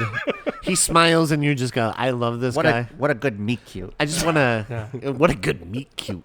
No, but he just smiles and you're like, I like this guy. He could drive my car if he wants. And we talk about their chemistry, because their chemistry right from the bat is off the chart. Right off the chart. Oh, yeah. He's like, oh, this is my coffee. She's like, oh no, I specifically get it made a certain way. I love how the guy at the counter is just kind of like, he's like, yeah, a lot of people order this coffee. Yeah. I actually have something here. It is the first All-Star Extra Award nominee. Yeah, and the coffee. Is the barista. Yeah. Who immediately they're doing the we're similar trope, and he's like, it's actually quite common. Now, can you guys move out of the way? I'm pretty busy here. Yeah, I love that. He's the first nominee for All-Star Extra. I like when the three of them name like the same thing, like all at the same time, like the three of them. Like the type of coffee. Yeah. And all the barista three of them says are it. saying it. Yeah. And then I love that. That was great. Mason Gooding, by the way, he's another one of those actors, because I've talked about this before, who outside of the Scream movies is amazing. Yeah. Because like I thought he was very likable in the new ones, the Scream movies, but like it's like he is just exploding off the screen in this movie. Yeah, this movie he has like major leading man star power. Where All I feel of like them. That happened to Every one Melissa of them. Barrera also in that. What was it called? Right. Like Your Monster? Your Monster. Your Monster. She's so wonderful in that. Yep. But then like I remember like that that's I think it was Scream 5. Yeah. Like there's just points in it where I'm like, they're not telling her what to do, like the directors. Like she seems so like lost in some of these scenes or something. I don't know what it is. I actually tried rewatching Scream 5, by the way. Oh yeah. I did. I watched the opening and I'm like, I don't think this is a lot better than what I remember. Like I was like, this opening's really, really good. And then you get introduced to the characters and I'm like, oh, there's the problem. Oh. There's no chemistry within them or something. Yeah. Like they don't like the original movies. Like they did such a great job making all the characters like feel different and funny and interesting. And these ones, I'm just like, it was just like a bunch of random actors they just threw together. Like a lot of like random good actors, but they don't all like have like that group dynamic down. Yeah. Yeah. Not cohesive in any way. I mean, it's a shame too, because like Scream 5 is my least favorite, but if you look at it, you got Mikey Madison, who obviously has broken out Won an into her Oscar. own way, Academy Award winner now. You have Melissa Barrera, who's like amazing in Your Monster, like you said. Jack Quaid, who just went crazy after that. He is not that movie's problem at all. Oh, no, he's not. So good. He's so good. He It's just can like- never be bad for me. It's just like you have so much talent in there. Honestly, the weakest part of it is probably Jenna Ortega, in my opinion. But like, It's probably the writing. That's probably what it is. well, that's part of The it too. But script. it's just like I feel like when you break, like when you get these actors Yeah. or actresses out of yeah. this world, you get to see they're pretty darn good. Yeah, it's probably And they the all script rock. and the writing that's probably Yeah, what fails. Dylan Minnette was he's great too. He plays Wes, the blonde. He's Yeah, I know. Yeah, Yeah. he's good in it. It's just more so like the characters just don't have that same like personality or something that the earlier movies had. Mm-hmm. What did you watch the original movie and it's like you see them all at the water fountain? and you're instantly like in. That's a on- group. Well, They're yeah. like they seem like a group of friends. The Kevin Williamson He's great. though. effect. Yeah, Like his dialogue. Like Yeah. that dialogue is not there because he's not part of it. He's so good at writing characters. Yeah, that's what it giving is. them depth and making them feel natural. Yeah, and I'm that's what it watching is. that one. I feel like that's like literally where it drops off for me. And then they have like Kyle Gallner walk into the movie for a That's minute. what I was gonna. Yeah. I was gonna bring him up too. He kind of broke out too after that. Yeah, Yeah. he's always been he's great. always been Yeah, good. he's been Yeah. good. But like in that movie, it's just kind of like, hey Underused. babe, what are you doing? I'm gonna hit you, and you're like, why? Yeah. I don't know, but I Um, don't want to stay on screen.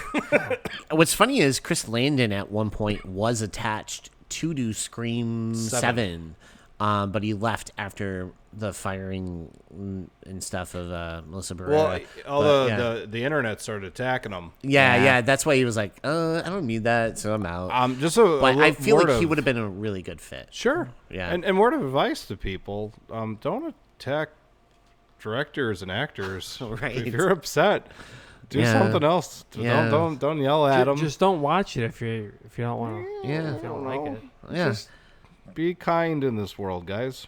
But yeah, so we have this meet cute, right, between Jay and Allie, and they're kind of hitting it off at first. And she's like, I have to go. I have to leave, right? Yeah. And because of work, she's like late for work. And she's already stressed out because her friend was kind of like, do you think you're going to get fired? And then even the friend says, oh, don't mind her. She's going to get fired from her job today. So we see where Allie's at work, and she works for Well, Crystal. you're missing a big part. What? Which is him getting headbutted. Oh yeah. So Yeah.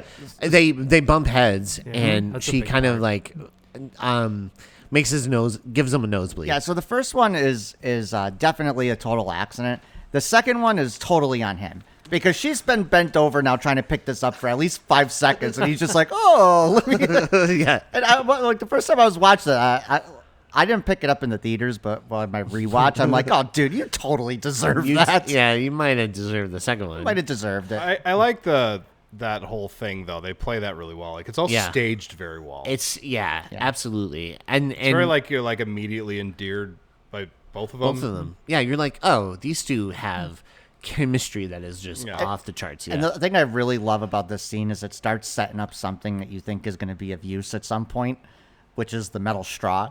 oh right. Oh sure. Because later on she brings it out and he's like, not going to work. Yeah, not really. I do like things like that because we talk about this on the show a lot. The whole like setup and payoff thing that they sometimes forget to do in movies. yeah. I like that straw keeps coming back. It keeps coming back. They do a good job with that. Yeah.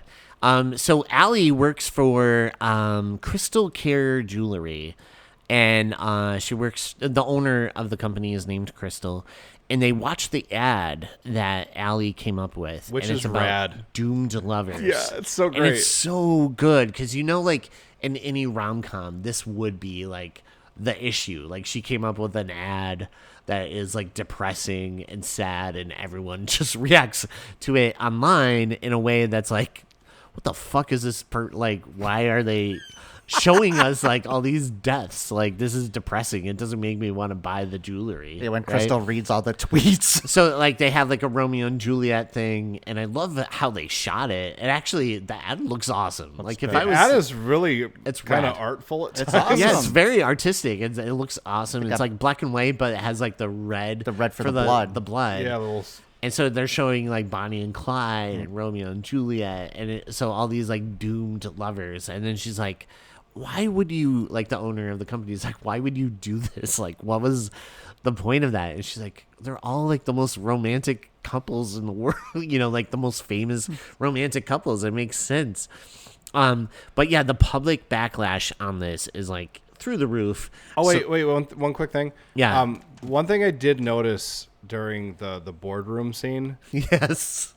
They did a fantastic job casting people in this boardroom for one reason. Not a single person stands out. It's really remarkable because your eye is completely on the two people that it needs to be on. I'm telling you right now, you don't remember a single face at that boardroom. I do remember one. Who? Which one? The lead? Tommy. No, I remember Tommy. Oh, the one that like is The her one backup. the like one that like keeps saying everything that Oh no, Crystal's saying. That's an actor with lines. I'm Yeah. talking about like Like the the extras. faces that you just stick around the table. You don't remember any of them. No. Right No, now, you're probably just not. gonna go ahead. Tell me. No, who. I said no. I said Okay. I don't. Like, I remember obviously Come over the to girl. this table. Tommy, I remember. Yeah, Yeah. because he's like a character. Yeah, Right. he's funny. Yeah, he's got lines and stuff. But I was like looking at the people, and I'm like, man, my eyes literally being directed to the leads. It's really, it's interesting. They do a great directing in this movie. So it's funny because it's just like you said before. It starts off with a terrible green screen, and you're like, what the hell is this movie going to be? And then you're like, oh, my God, that's kind of brilliant. Yep. That's great. But, yeah, so Crystal decides she wants to bring in this freelance advertiser, and it's Jay Simmons, right, who is from Boston, and he travels all over, and he does a lot of freelance ads, and he's called the Cupid of... Young Cupid or something. I forget what she says. Meet cute. Yeah, Cupid. And Meet and, Cupid. And it turns out that's the guy that Allie ran into earlier. Yeah. And She's like, what is the chances? Like she's thinking. right. And Allie has to team up with him to come up with an entirely new ad. So they have to work together.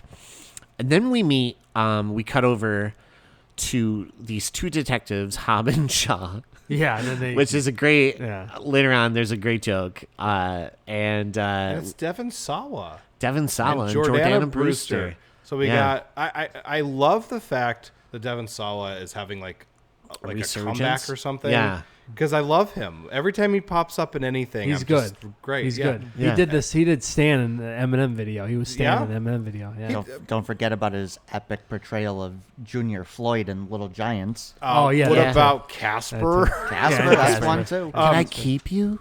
Then and then Jordana Brewster, good job aging like ever so slightly since Dude, since she the looks- age. She looks the same. Same as she did in The Faculty. Yeah. It's like kind of weird, It right? is very weird. She looks almost exactly the same. Yeah. And that movie came out in 1998. What the hell is she It's doing? good to be a Brewster, I guess. But yeah, so they're working the Hard Eyes case, and we have Devon Sawa and Jordana Brewster. Devon Sawa is Hobbs, and Brewster is Shaw. Hobbs and Shaw. Yep, and she is in search of love, and she's checking out the dating apps and stuff. But and then she checks out HEK's crime scene, and she's like, you know what? I think he's gonna strike again. And she finds a ring with the initials JS on it, which will come into something later. You know who that is. So Allie is upset that Crystal brought in Jay. This guy. Yeah. And Allie and her JC. friend read all of the negative online comments. And that's when Jay interrupts to chat with Allie, right? Oh, yeah, I love that too. And she's Yeah. reading like her own hate tweets. Yeah, she's like, and he's "Oh, like man." knocking, and they're like, "This is a women's bathroom," and he's like, like, well, "Actually, it's technically- unisex." It's a unisex, yeah. And so he's like, hey, why don't we work on the campaign? I'll book us reservations at this fancy restaurant. Yeah. And she's like, oh, okay. And that's when the friend is like, oh, my God, he's taking you out to talk. She's like, we have to take you to, like, go get some clothes. But first, they do see the news report about HEK that killed 2 people nearby. And he killed again, like, another 2 people at a spa. Yeah.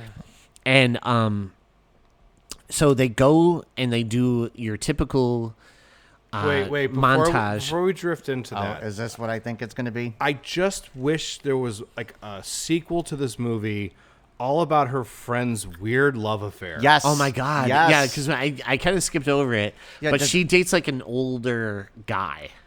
Yeah, that they call her sugar daddy. And she's like, no, not that. It's more like, I'd say he's a sponsor.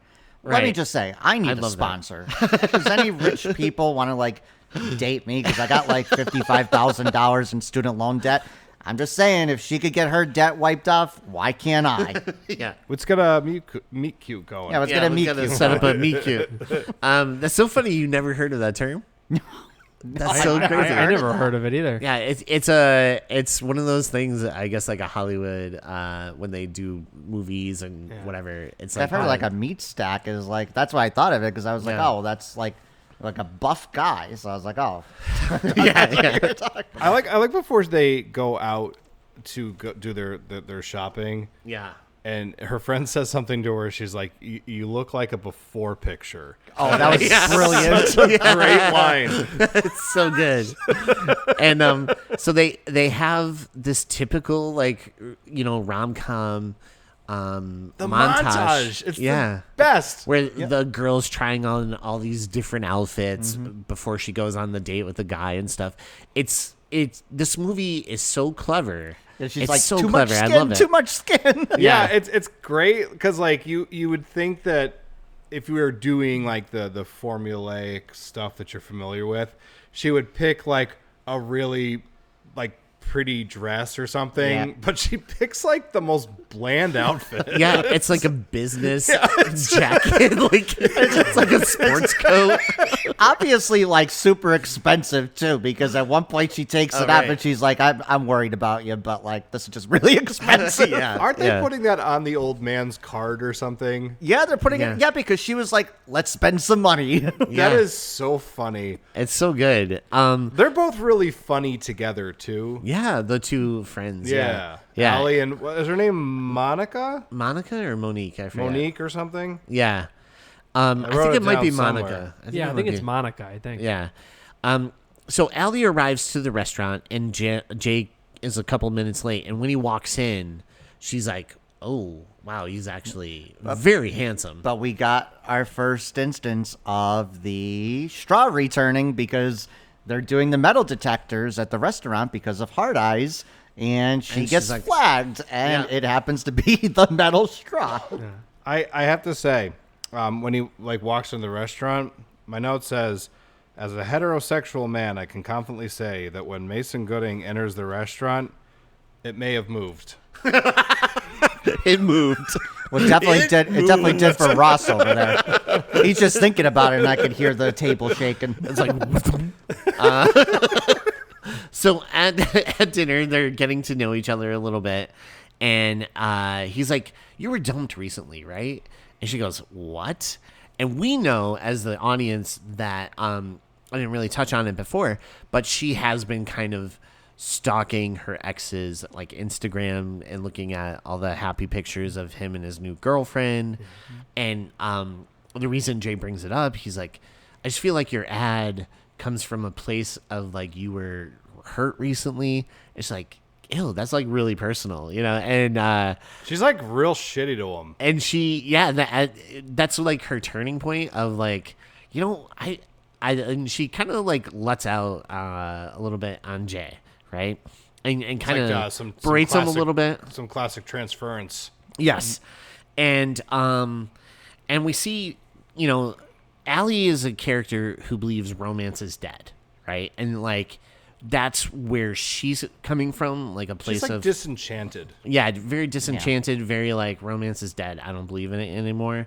And then Jay is the opposite, where he's a like hopeless romantic. He loves love. He loves his job because he gets to show how much he loves love, and he's always like, I always fall for the wrong ones, and my heart's always broken. I was in the theater at this point, just fanning myself. I was like, jeez. And then and that's when Allie she's like, okay, let's leave. Let's get out of here. And Even when they're being kind of aggressive towards each other, yeah, or arguing, bickering, the chemistry is so strong. I know. Yeah. I was telling him on the way over here, I was like, I feel like people, how do I want to say this? I feel like chemistry like that can't be taught. It just is. Right. Like, people can cast two leads in a movie, and sometimes it could work, sometimes it can't. That seemed to be like a natural chemistry between them. Oh, definitely. 100%. They're like a regular Hobbs and Shaw. Yeah. Oh yeah, another great romantic couple of The Rock and Jason Statham. Or like Sammy Sweetheart and Ron. Yeah, For the ages. For the ages. So we see Allie goes outside, and we don't know why, but we see her eyes kind of enlarge, right? And then she goes and she kisses Jay, and it's a really romantic moment. And then we find out it's because she saw her ex and the ex's new girlfriend getting out of the car.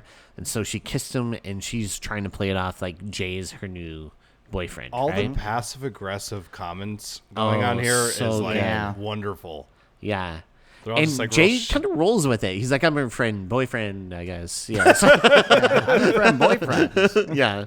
And so he rolls with it. And it's funny because they share this kiss, and then we find out that the boyfriend and his girlfriend, it was supposed to be a double date at this restaurant, but the couple that they were supposed to go with, one of his coworkers, got murdered earlier that day at the vineyard, right?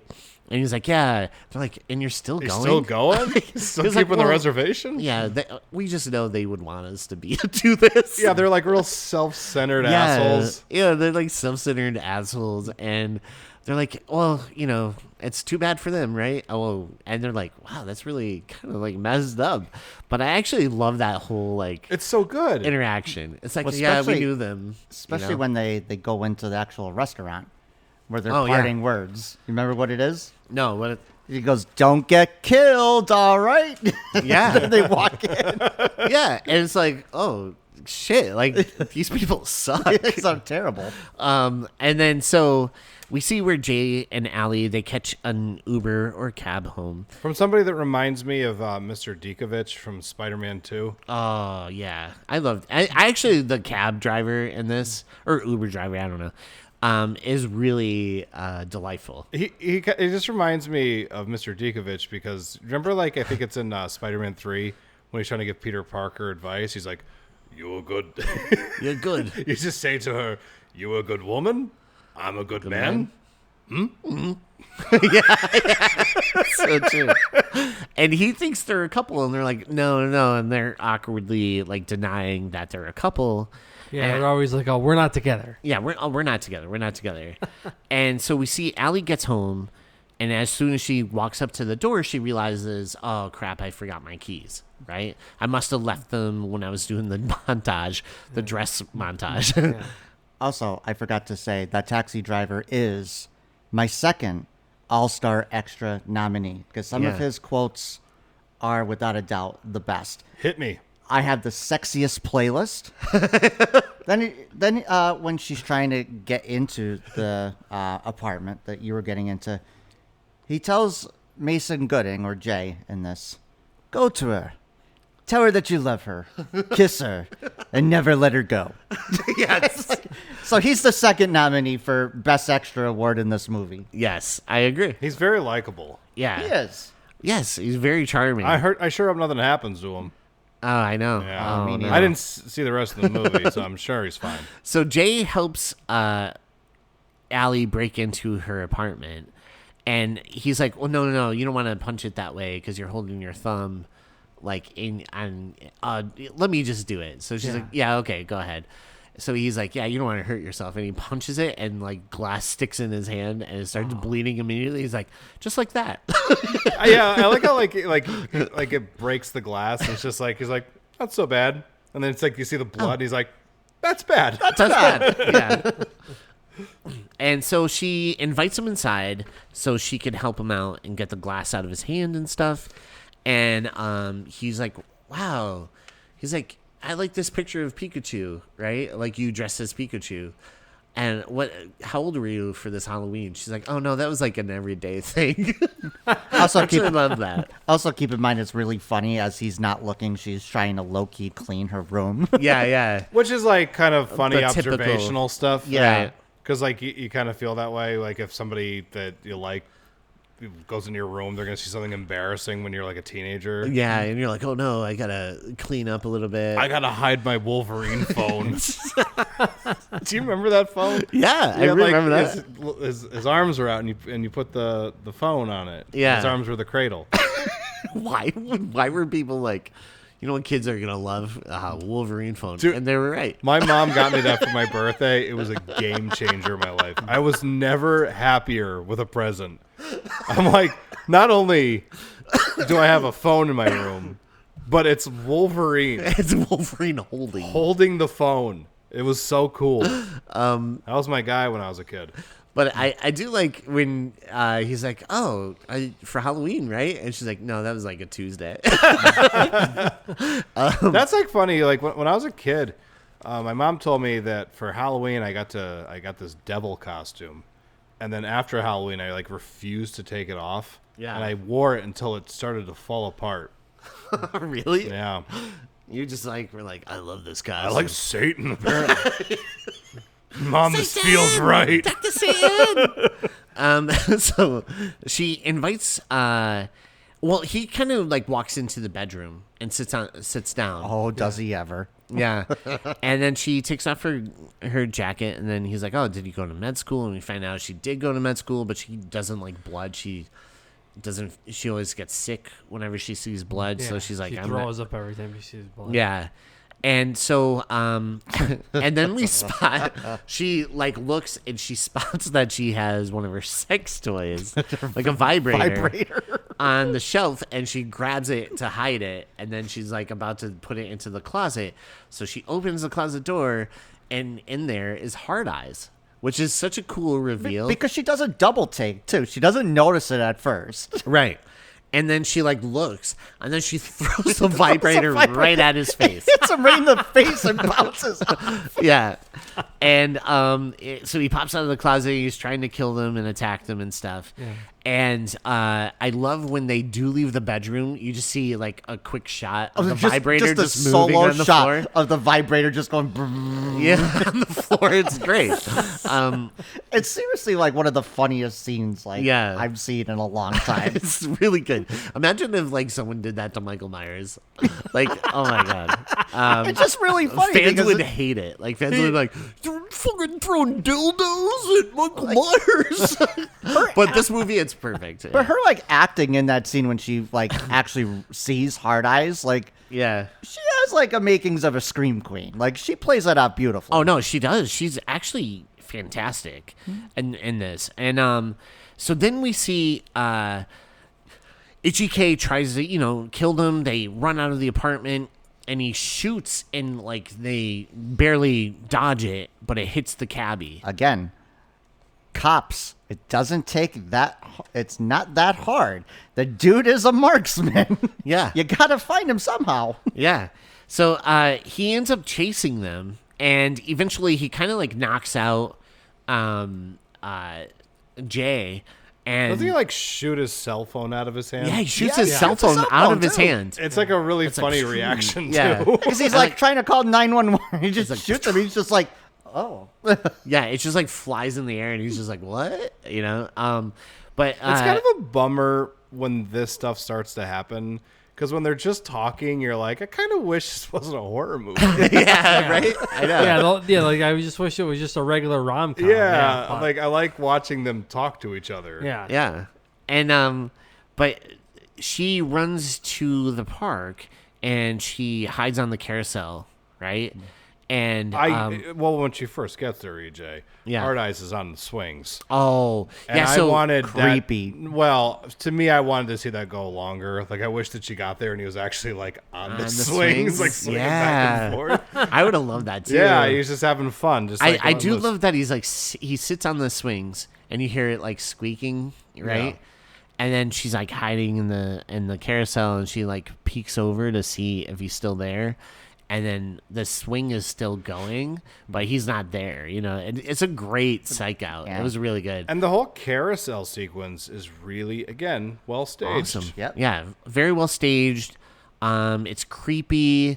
Yeah. It really sets like a tone for the movie. Again, it's like a romantic area that is like a kill zone. You know what I mean? It's kind of funny, like how they set up certain areas that would be like you would take your date to these places and then subvert it. Yeah, and like flip it over to like it's a kill zone. You know what I mean? Yeah, the movie's actually a little bit more clever than you'd realize seeing it for the first time. Because there are times where when you're watching, like exactly what I was saying at the beginning about like, oh, that visual style looks like so weird.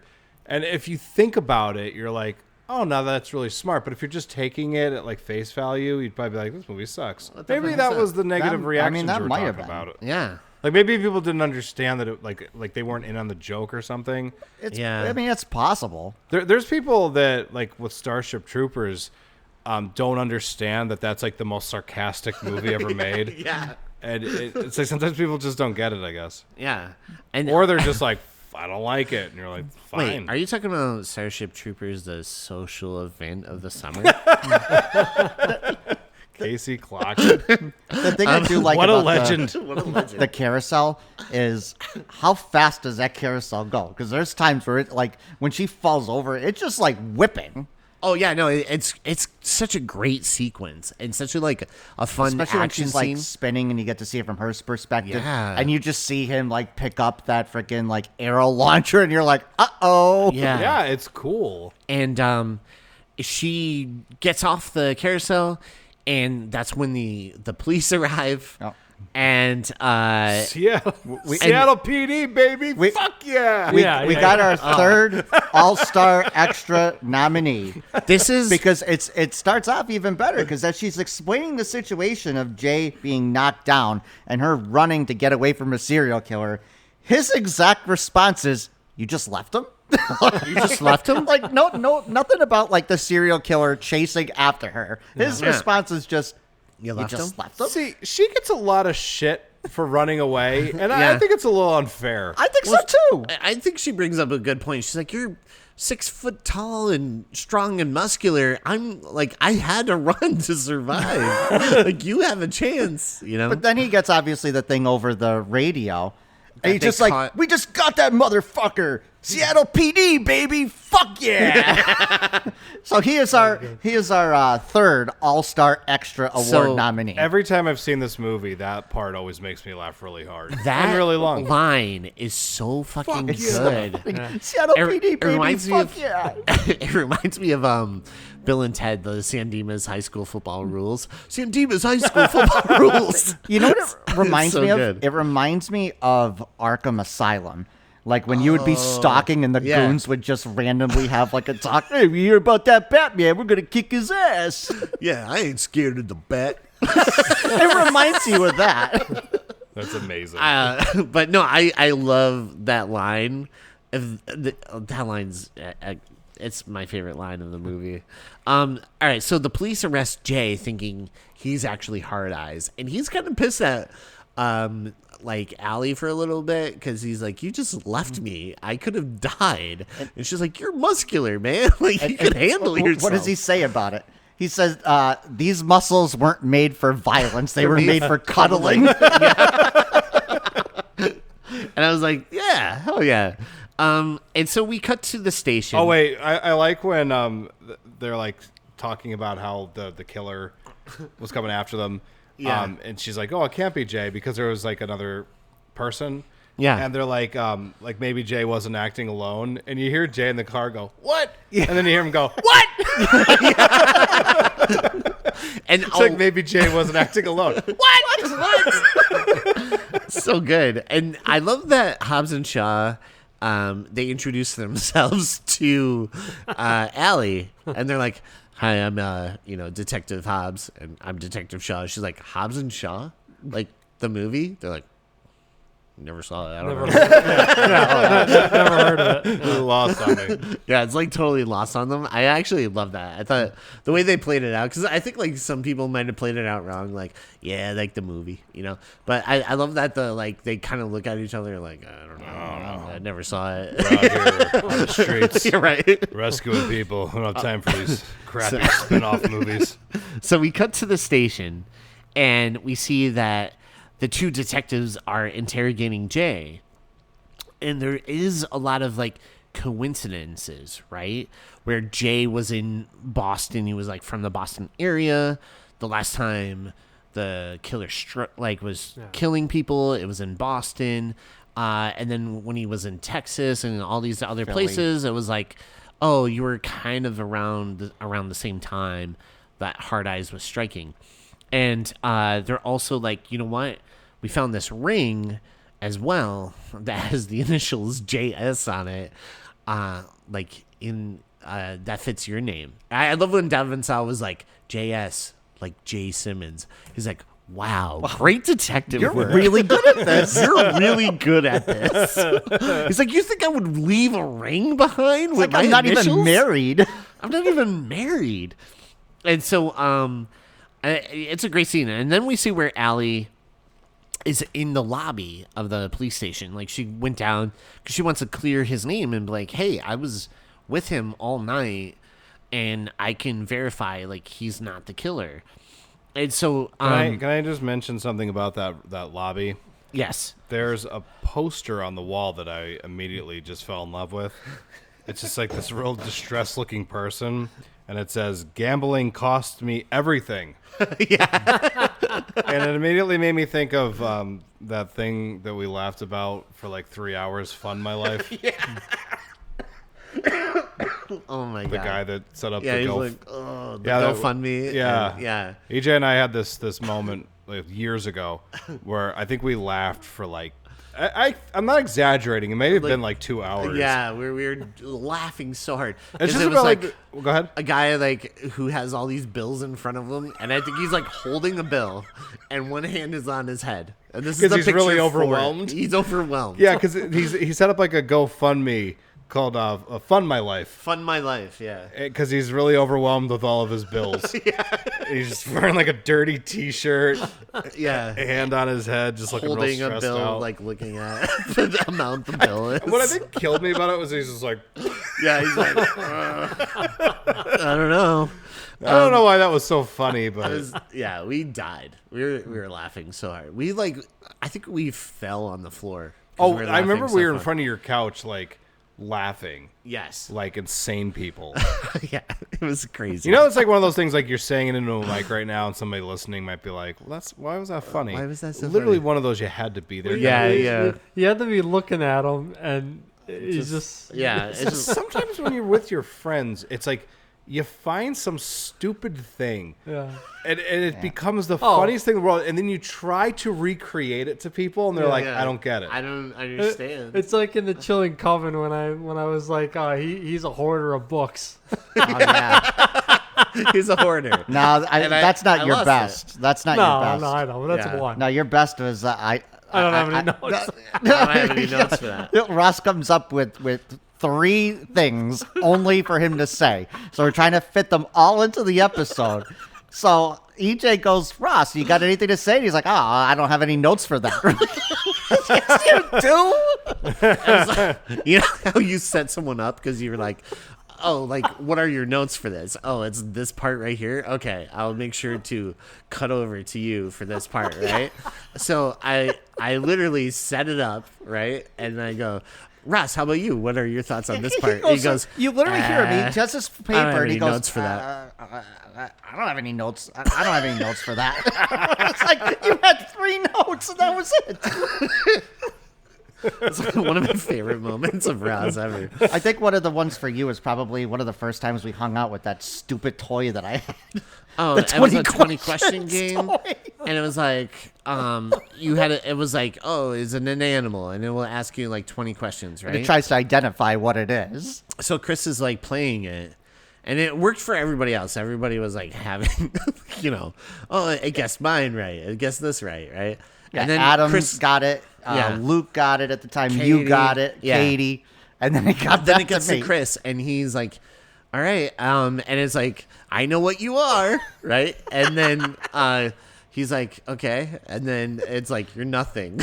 No, it beeps up, and it's like, is it something with a bunch of question marks? Right. And I'm like, what? And his thing was a wolf. He's like, okay, I picked a wolf. I don't know. So he's like, but it gets like to the 20 questions. It was just one of those things where it was just so funny because you're expecting it to be like, I know what you are. And it was like a wolf, right? And it just goes, you're something. Something with a bunch of question marks. You're something? I mean, I guess it's technically true. I am something. Battery's low. Battery's low. I don't know the answer.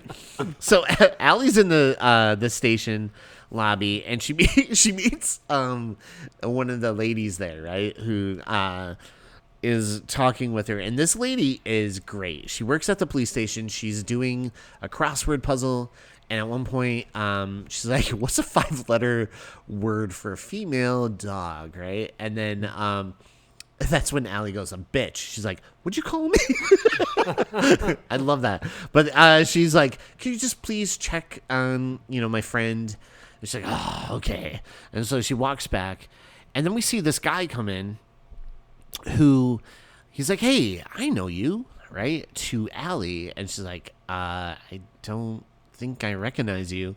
He's like, yeah, Bumble, like one of the dating apps or something, right? Yeah, she's like, I don't use social media or something. Yeah. And then in your head, you're just like, all right, so he has something to do with this. Yeah. I that's immediately I was like, oh, this guy's suspicious as hell. That's if I were to criticize one moment in this movie, it's that moment. Yeah. Because it's so. I think it was by design, though.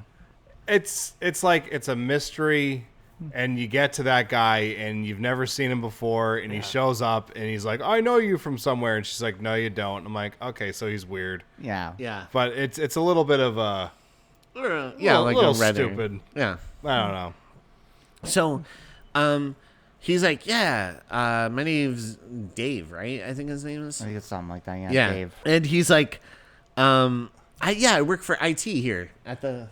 It's young Vince. Oh my God, young Vince is here. Every time. Oh my God, Do some work. You guys are always here. dude, What's cracking? what's cracking, man? What's going It's on? the ghost of young Vince. Yeah, what are you doing? I'm living the dream. How you guys been? What's going on? Good. How are you? I'm good. I just saw this movie. You guys got to check it out. Okay. So Okay. this guy goes to an island. There's dinosaurs on the island. Okay.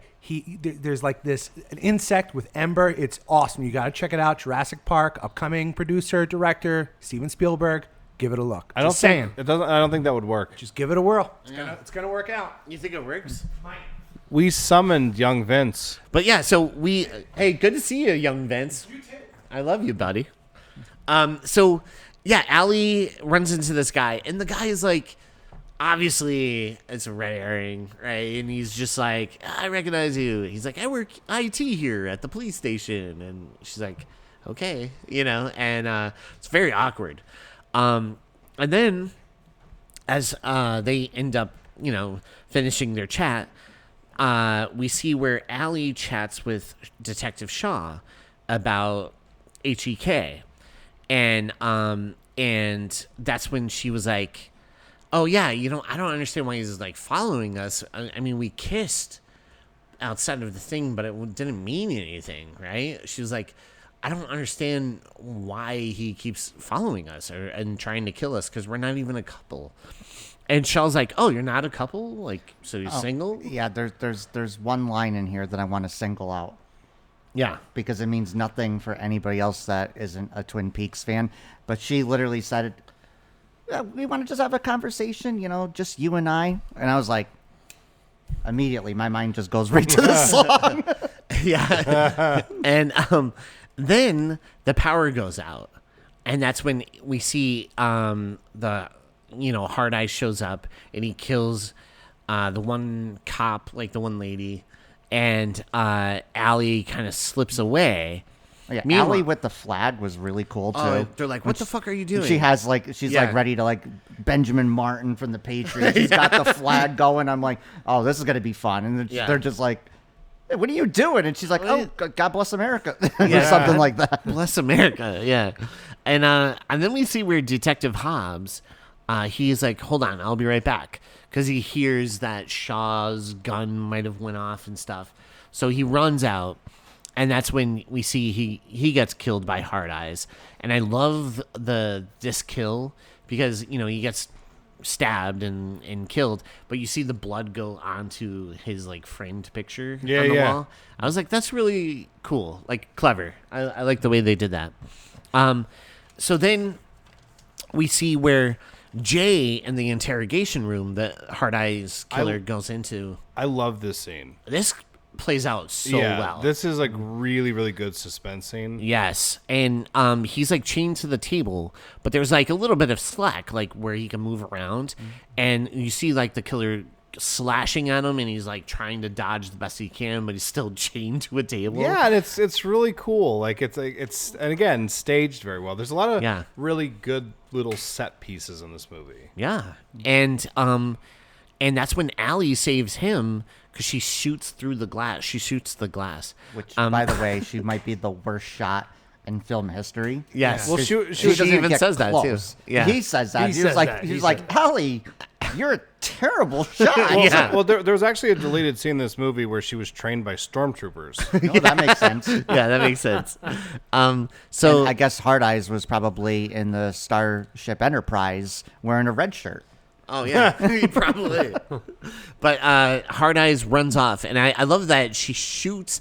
It's kind of like a Pulp Fiction thing where she's shooting at him, and it just hits every spot on the wall behind him. Yeah. And Fun, it would have been funny if Hard Eyes just looked at himself and then looked at the wall and was like, Just checking himself to see if he was okay. yeah. But no, he actually he bails out. He runs off, and that's when the two run out of the station. They almost get hit by a driver, and that's when HEK comes back out, and they're like, go kill somebody else. Because they have a moment where they're about to kiss. Yeah. And then that's when He storms out. yeah, they're just like, fuck, we're not together. We're not together. Yeah, Go yeah. kill someone else. Yeah.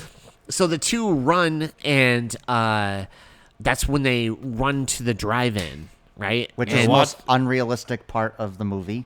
Yeah, they run to the drive-in theater, and it's packed because of Valentine's Day. They're showing His Girl Friday. Yeah. Which And that's the Howard- unrealistic part. No. Oh no, I love it, but let's be honest. You're not gonna get it packed around here. Love for the Mahoning Drive-In, my friend. Yeah, I not here though. You know I what I think mean? it's supposed to be more of a niche type thing. I in wish Seattle, it was maybe like that it's here. maybe it's like Well, Seattle had a really bad year for horror movies because they also got Final Destination too. So Oh yeah, that's maybe right. they just needed a little romanticism. Have you Yeah. guys seen His Girl Friday? Yes. The dialogue in that movie is some of the best written dialogue ever. It is so fucking fast. Oddly enough, they did a play here a couple years ago, and Seamus was in it. Yeah? and he had a huge part. Yeah. Was he Cary Grant's character? No, he was the criminal Earl that they were trying to find Yeah. because he escaped from jail. Did they he played record Earl. this? I didn't record it.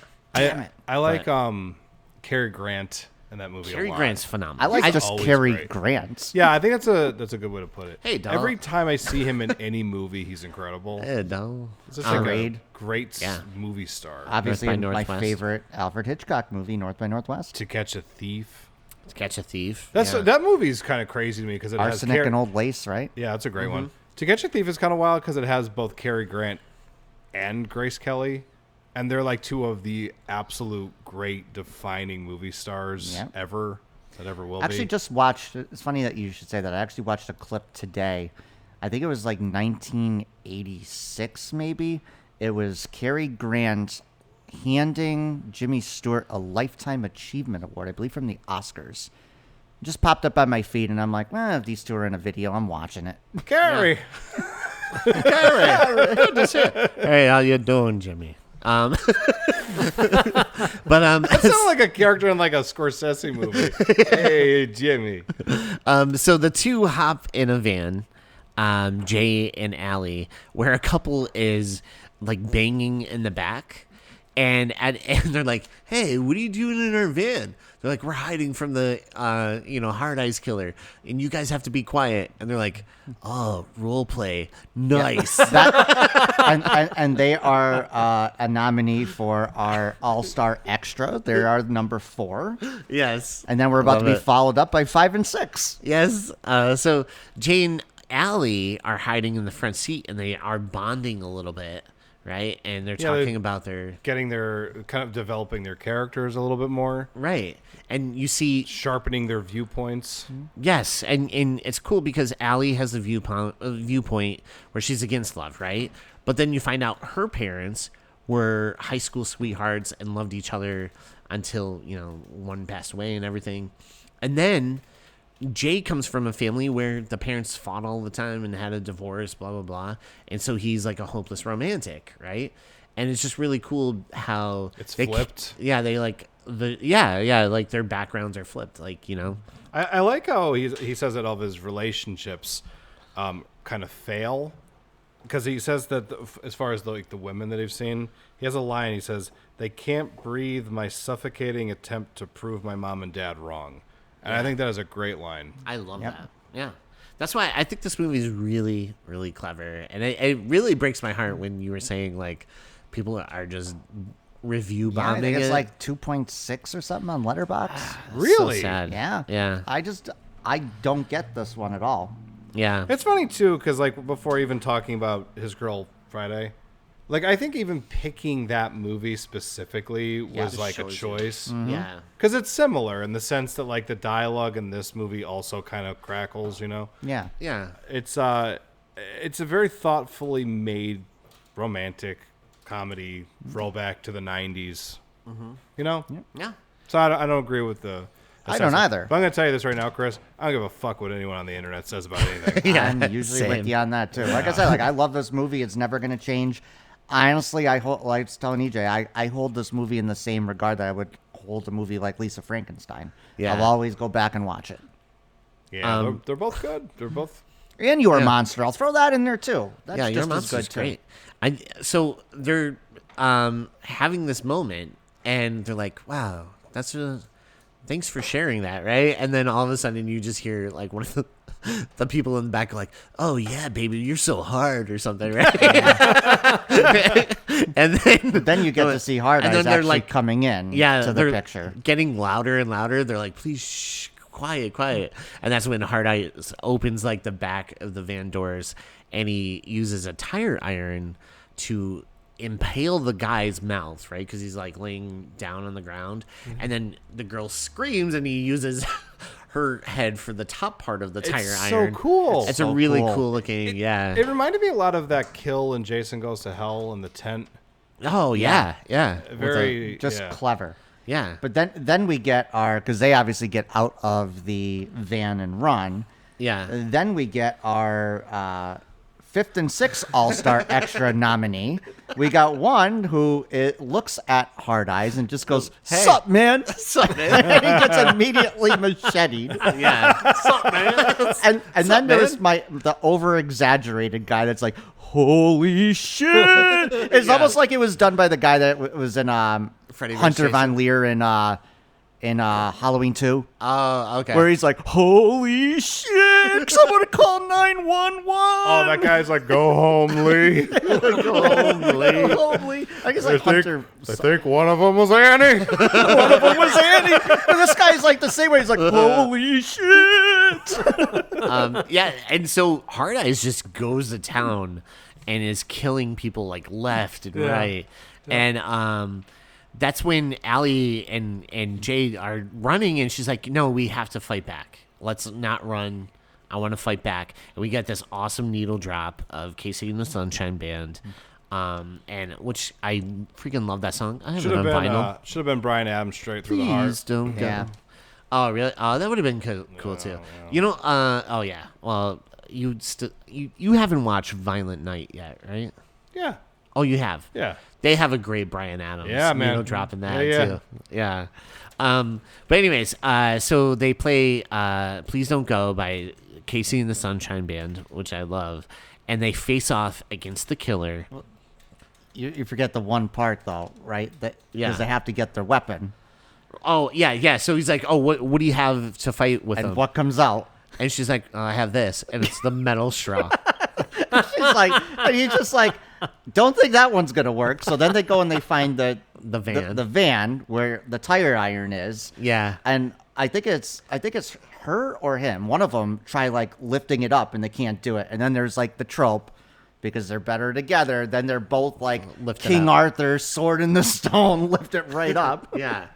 And So so does she just like vomit, or is that later? no, that's later. That's later. So they face off against the killer, and they end up getting the best of them, right? And Jay delivers the final blow. Like he stabs him through the back in the chest, and blood squirts into Allie's face. And then she's like, right? And Some the of it went killer's in my dead mouth. on the ground. Yeah, she's like, some of it went in my mouth. And then she just barfs all over the killer. I wish which that went on made me longer. laugh so hard. I wish that was a much longer. Yeah, Yeah. me too. That is was so funny. Well, the funny part is when they remove it because they're like, oh, it's time to figure out who the killer is. They're like, who the fuck is that? Who the fuck is that? And I loved, like, when they did that reveal, they're like, who the fuck is that? Because I was, like, expecting, like, someone along Yeah. the way. And then when it wasn't, I was like, oh, I love that. I thought that was really cool, that it was just some Guy random guy killer. pulling a Yeah. page out of like Black Christmas. Yeah, yeah. And so I kind of love that. And that's when we get, all the EMTs and police arrive and stuff. And they're like, I can't believe you're going to be famous. Mm-hmm. The couple that caught. Yeah, that is my nominee for 7th greatest extra award. Oh, and the that is EMT? the EMT who was like, you two are going to be so famous. The couple who killed Hard Eyes. So cute. And then they have like their They're little like, we're not really back a and couple. forth. Yeah. and then- we're not really a couple. Yeah, then like he leaves. Yeah, and and- then she has like this blanket over her. And the EMT's like, got another call, need this. And she just rips it off. She rips it off of Allie. It's Which is so really good. funny. But yeah, Shaw arrives and she picks up Jay. She's like, "Oh yeah, I'll give you a ride back." He's like, "Oh, all right," And he's like, "Well, all right, I guess I'll see you around, right?" And so Allie and Jay say bye to each other, and then we build to this. Well, it's kind of like, it sort of seems like he's putting himself out there, but she's just kind of like, No, I'm I not can't. ready. He's I'm not reciprocating, yeah. And in my notes, I put, Allie, I'm real frustrated with you. If you don't take them, I will. If you don't do this, I'm gonna freaking do it. I'm like, what are you doing? Yeah, and so we then see a great few scenes where we build Allie being sad and alone. She's watching His Girl Friday like the rest of the movie, and that's when she gets a phone call from her friend who encourages her. She's like, "Are you with Jay? Like, how'd it go? Blah blah blah." And she's like, "Well, no, he's probably at the airport right now, like leaving." She's like, "You have to go for him," and it so fits Total the trope rom-com. of like the rom-com. And so she runs to the airport and she runs right up to where the exit is, like the boarding and stuff. And she hugs a guy who she thinks Yeah, is Jay at and it's first, not him. and then he's like, "Hey, what's going on?" And she's like, "Oh, I'm so sorry. I thought you were someone else." You missed the one part though where she knocks over the random guy who Yeah, hits the yeah. wall. It's like, fuck. Yeah. Yeah, he just runs over somebody. I like that the subversion of the run to the airport Yes, scene. love it. It's yeah. just funny because you're like, you feel like you know where it's going, and then you're like, nope. Nope. Yep. Yeah, they're good about taking you from a way that you think it's gonna go and then swerving you. Yes. They throw all the cliches in there, and then it's like they piss on them, and it's Yeah. funny. Yeah, it's really good. It's handled really, really Yeah. well. I love it. And like it's funny too because it's like the movie doesn't try to be too clever.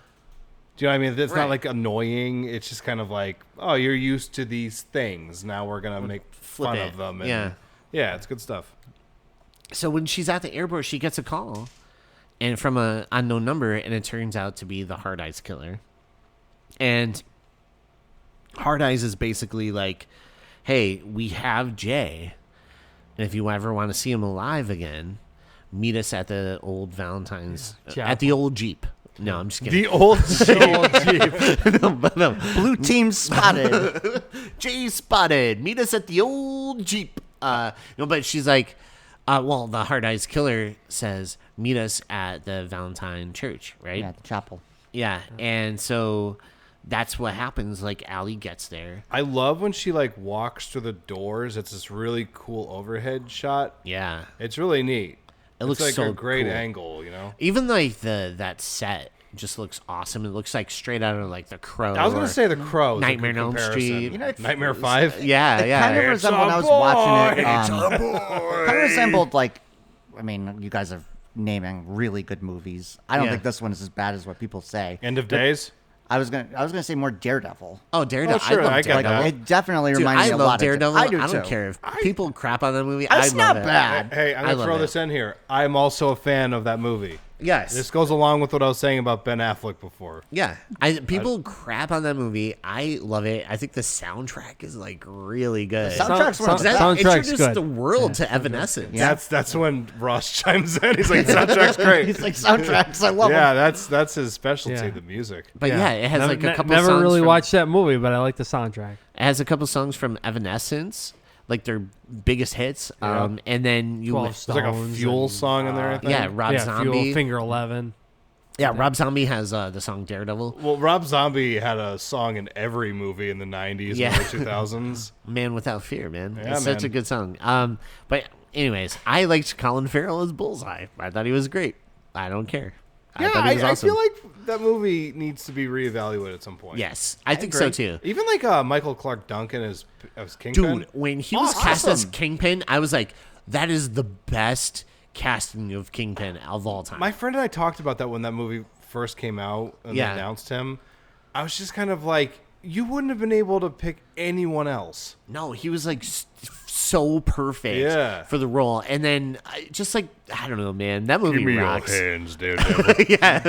I want a bloody costume. It's so good. Anyways, so she gets to the church that looks like the church from Daredevil or Crow or Nightmare on Elm Street 5, and that's when she finds out that one of the killers is Tim, the IT guy And that I- she ran into before. I love shit like this because I've made jokes about this with like Scream movies. Yeah. I love like when someone takes off their mask and they're expecting it to be like, oh, it was big me. And woo. she's like, who are you? Yeah, Like, I love stuff like that. I always wanted a Scream movie to end that way. yeah. Who the And he goes through it too. He's like, Dave, we met earlier at the police It's like, station. nah, it's not ringing a bell. That's I don't remember you. You know. Were you a lady? And so then, and so she's like, well, I'm sorry I killed the other guy. Who was that? Right. And he's like, oh, he was just a fanboy of us. Right. And then you find out that there's actually one more HEK killer. And it turns out it's Detective Shaw. Bring in her crazy eyes. Dude, she She's great. is great in this. And they're like, yeah, we're a couple we met online, which is such a funny thing because there's so many times where Scream killers are like Mickey and Mrs. Loomis Yeah. met online. Then Richie and Amber met online. And so it's always like killers kind of, for some reason, that's like a weird trope that maybe no one should revisit that ever Yeah, again. just kind of Like kill that off. knock that off. Yeah. Because it's like, yeah, we met on a Reddit or something. Scream 2, you're like, that's pretty clever. And then every like Yeah. 50 movies after that, you're like, all right. All right, what? He gets his ring back too. Yeah, so and then he's like, yeah, JS. And it turns out, it's Shaw's ring. And so she's like, yeah, this is actually my ring. Or whatever. So as they're doing this, they give the option to Allie. They're like, there's a gun. You either kill yourself or shoot your lover. Wait, there is a thing that they do because they get into like the motive. Oh, yeah. And I love the fact that it's as simple as a kink.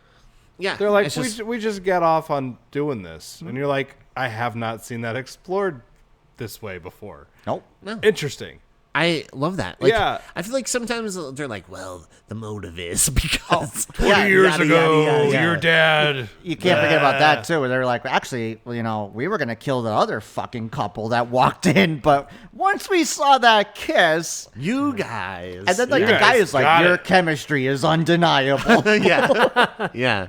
So IT Dave is like, yeah, your chemistry was off the charts. And then we wanted to, so that's why we went after you guys instead. And so and so as they're like geeking out, they give this option to Allie. Allie is like, okay. So at first it looks like she's gonna kill herself, and then she points a gun and shoots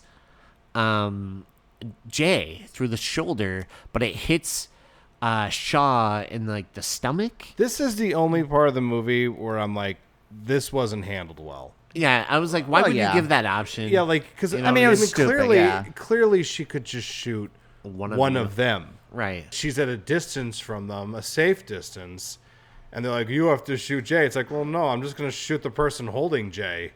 Right. Yeah. Jay, I mean, I don't know. Maybe- That's the only maybe part of it they- that I thought was dumb. Maybe there's a part of them that saw how she shot and then just never thought that they would get hit. So Yeah. we're putting in logic though, and you shouldn't have to do that. Yeah. So we see where Jay ends up taking out Tim, right? And he knocks a bunch of candles that burn Jay up a little bit. And then we see where Shaw gets taken out by Allie, and that is a gruesome kill. That is super gruesome because Allie tackles Shaw into the Saint Valentine statue, and he has like this giant sword, so it impales her through the neck. Well, first off, she uses a straw to impale her in the neck. Yep. Yeah. So she finally uses a straw. Payoff. And then she makes it even worse when she impales her through the like neck with the sword. And then you see her body is kind of struggling there for a little bit, and you're like, what's going on? Because she's like shaking. And then they pan out a little bit, and you see like the body's neck on is the like floor. tearing apart a little by little. And then the body just drops to the floor. It's really And cool. her head is just on the sword. Yeah, on the sword, and then that like topples over and falls on the ground too. Then it ends on the one great one-liner. Yeah, Your day Guaranteed. fucking sucks. your day fucking sucks. I thought it was guaranteed to jack you up. I wish. I hope she looks at St. Valentine's. She's just like, your day fucking Phooey. sucks. I can't wait till we talk about the faculty one day. I want to talk about that movie more than anything because I Yeah. love the faculty. Me too. Spoilers. And soundtrack, another Yeah. great soundtrack. Yeah, I got soundtrack. fucking Creed's on Offspring there. on there. Yeah, Creed's on there. Yeah, they're Yeah. on there. Creed does a cover of Alice Cooper. Yeah. Yeah. I'm 18.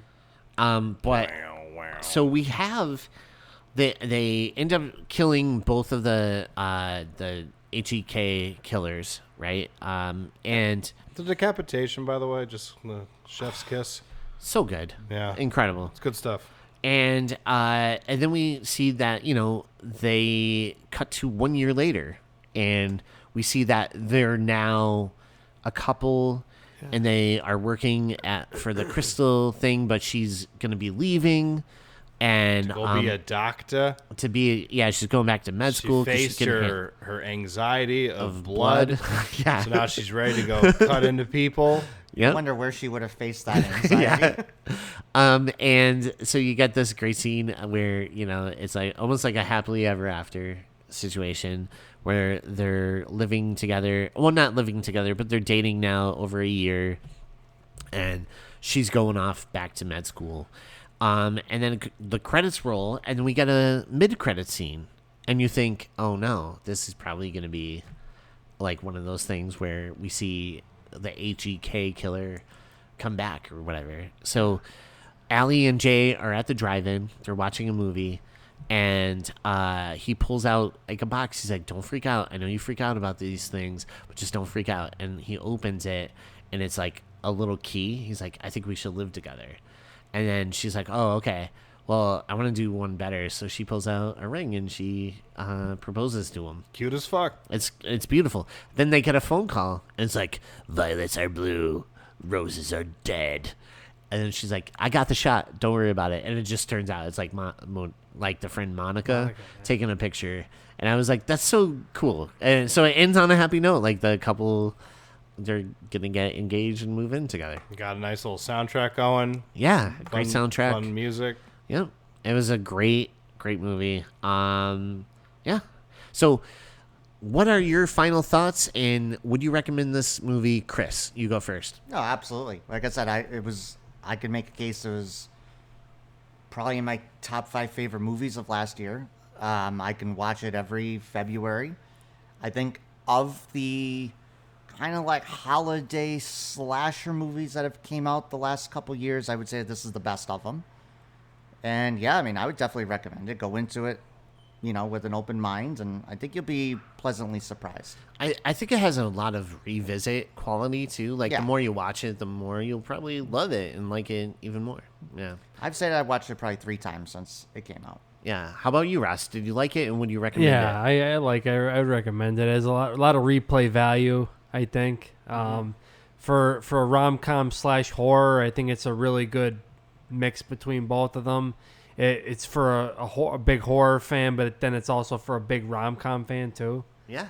So like the cast is great, the writing's great, The music, the soundtrack for this is really good. yeah, everything. Yeah. I just wish I could have actually watched it though, but Fucking Netflix. I was going to ask you, would you I upgrade watched it, but not at my house. Yeah. So, Is this movie worth upgrading your plan for? I think it is, but There you go. That's I a didn't want. ringing endorsement. But I didn't want to have to pay that $17.99 just to watch it once. You know what I mean? To do this, I would You watch. guys it more, are not that important. I'd watch True. it more than once. I'm not saying that, but I just mean like just to do a podcast, like just to do this once. Like yeah. That's why kind we of buy thing. physical media, folks. Rock on. But you would recommend this. yeah, I would recommend it. All right. Rory, how about you? I remember seeing this in the theater, I think on Valentine's Day, which is interesting. Yeah. And, the late into the game, like 2024, 23 when this came out, when was it? It was last year. Yeah, last year. Yeah.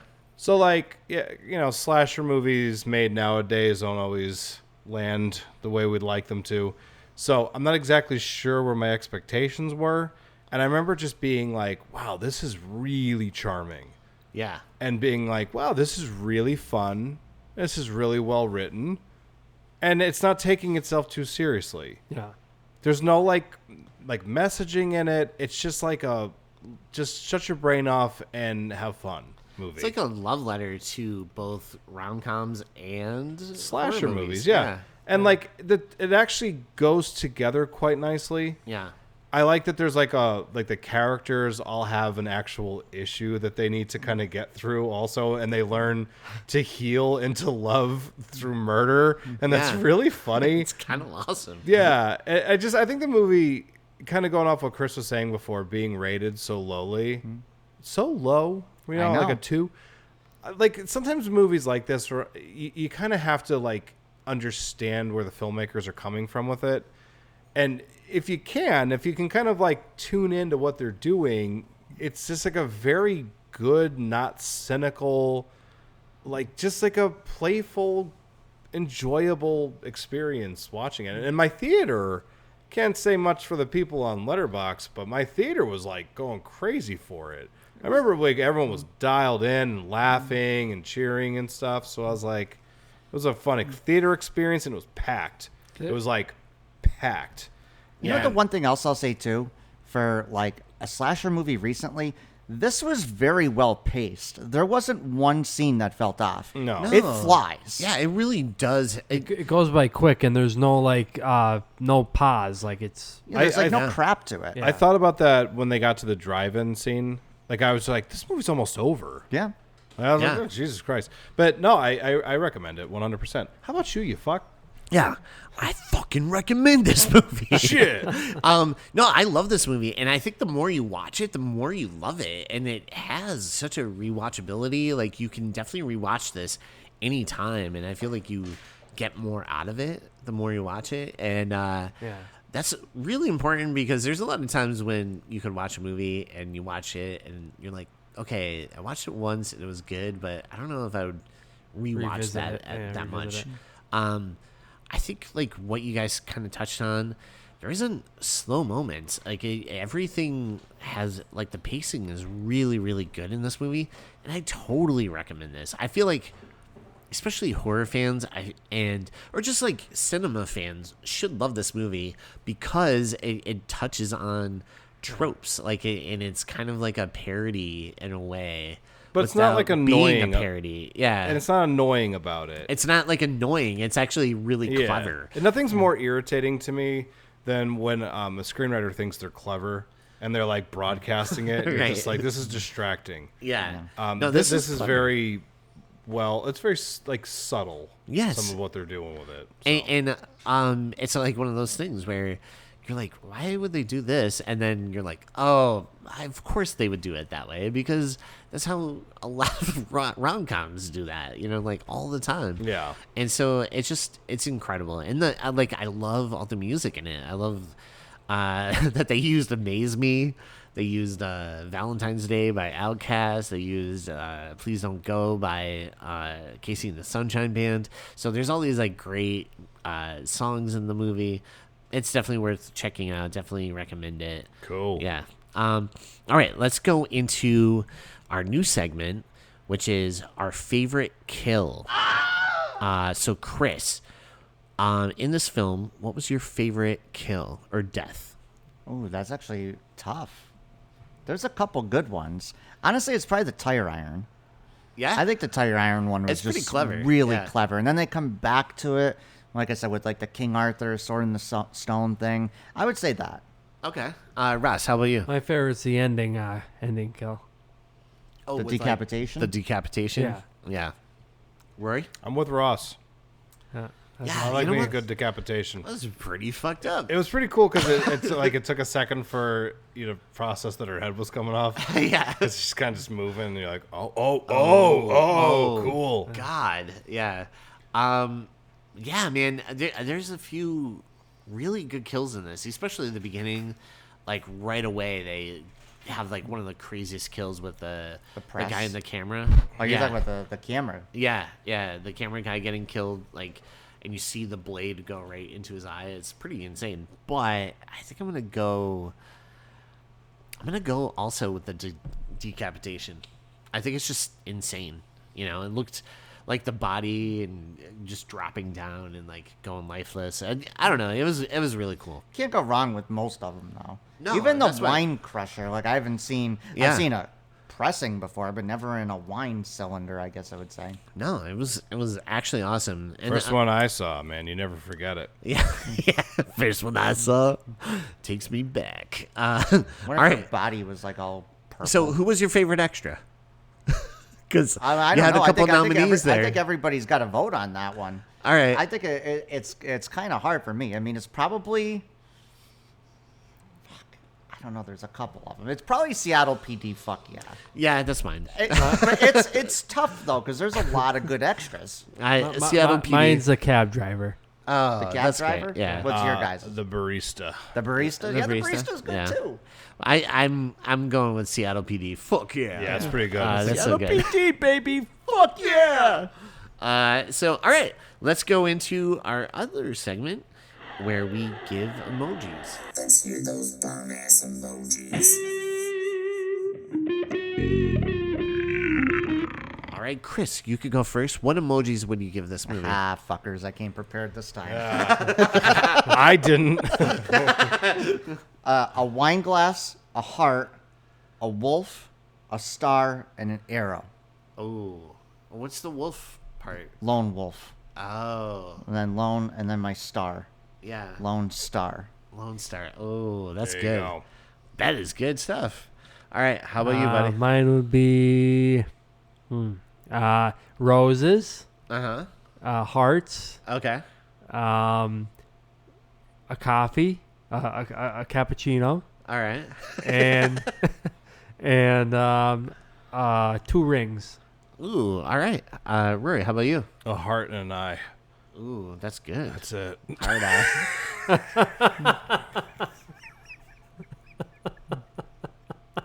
At least they didn't call this movie Heart Penis, right?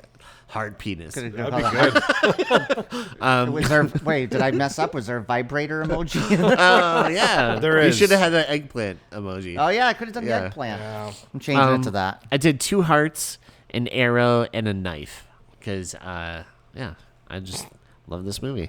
All right, let's get into our plugs. It's time for a plug.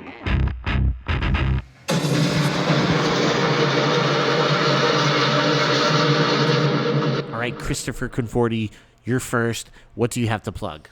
Nothing really. I mean, we have our production, Fourth Cut Productions, on YouTube. You can find that. That's going to be coming back to doing some cool stuff, we hope. Revitalizing one of our old shows, Streaming Junk, and then doing a couple of videos. My letterbox, as always, that is... Oh, I changed it now. It's Fourth Cut Reviews with the 4. I actually changed it to that. It's no longer JJ of the SWA, a name that I've had since, good God, 2000, I think. That was like my first screen name, I think. Yeah. But other than that, I mean, yeah, that's about it. Okay. Ross Jones, how about you? What's your Instagram? What do you got as plug, buddy? Instagram, airhorn.jones. Yeah. Yeah, if you want to see me on there. Shirtless. Yeah. I'm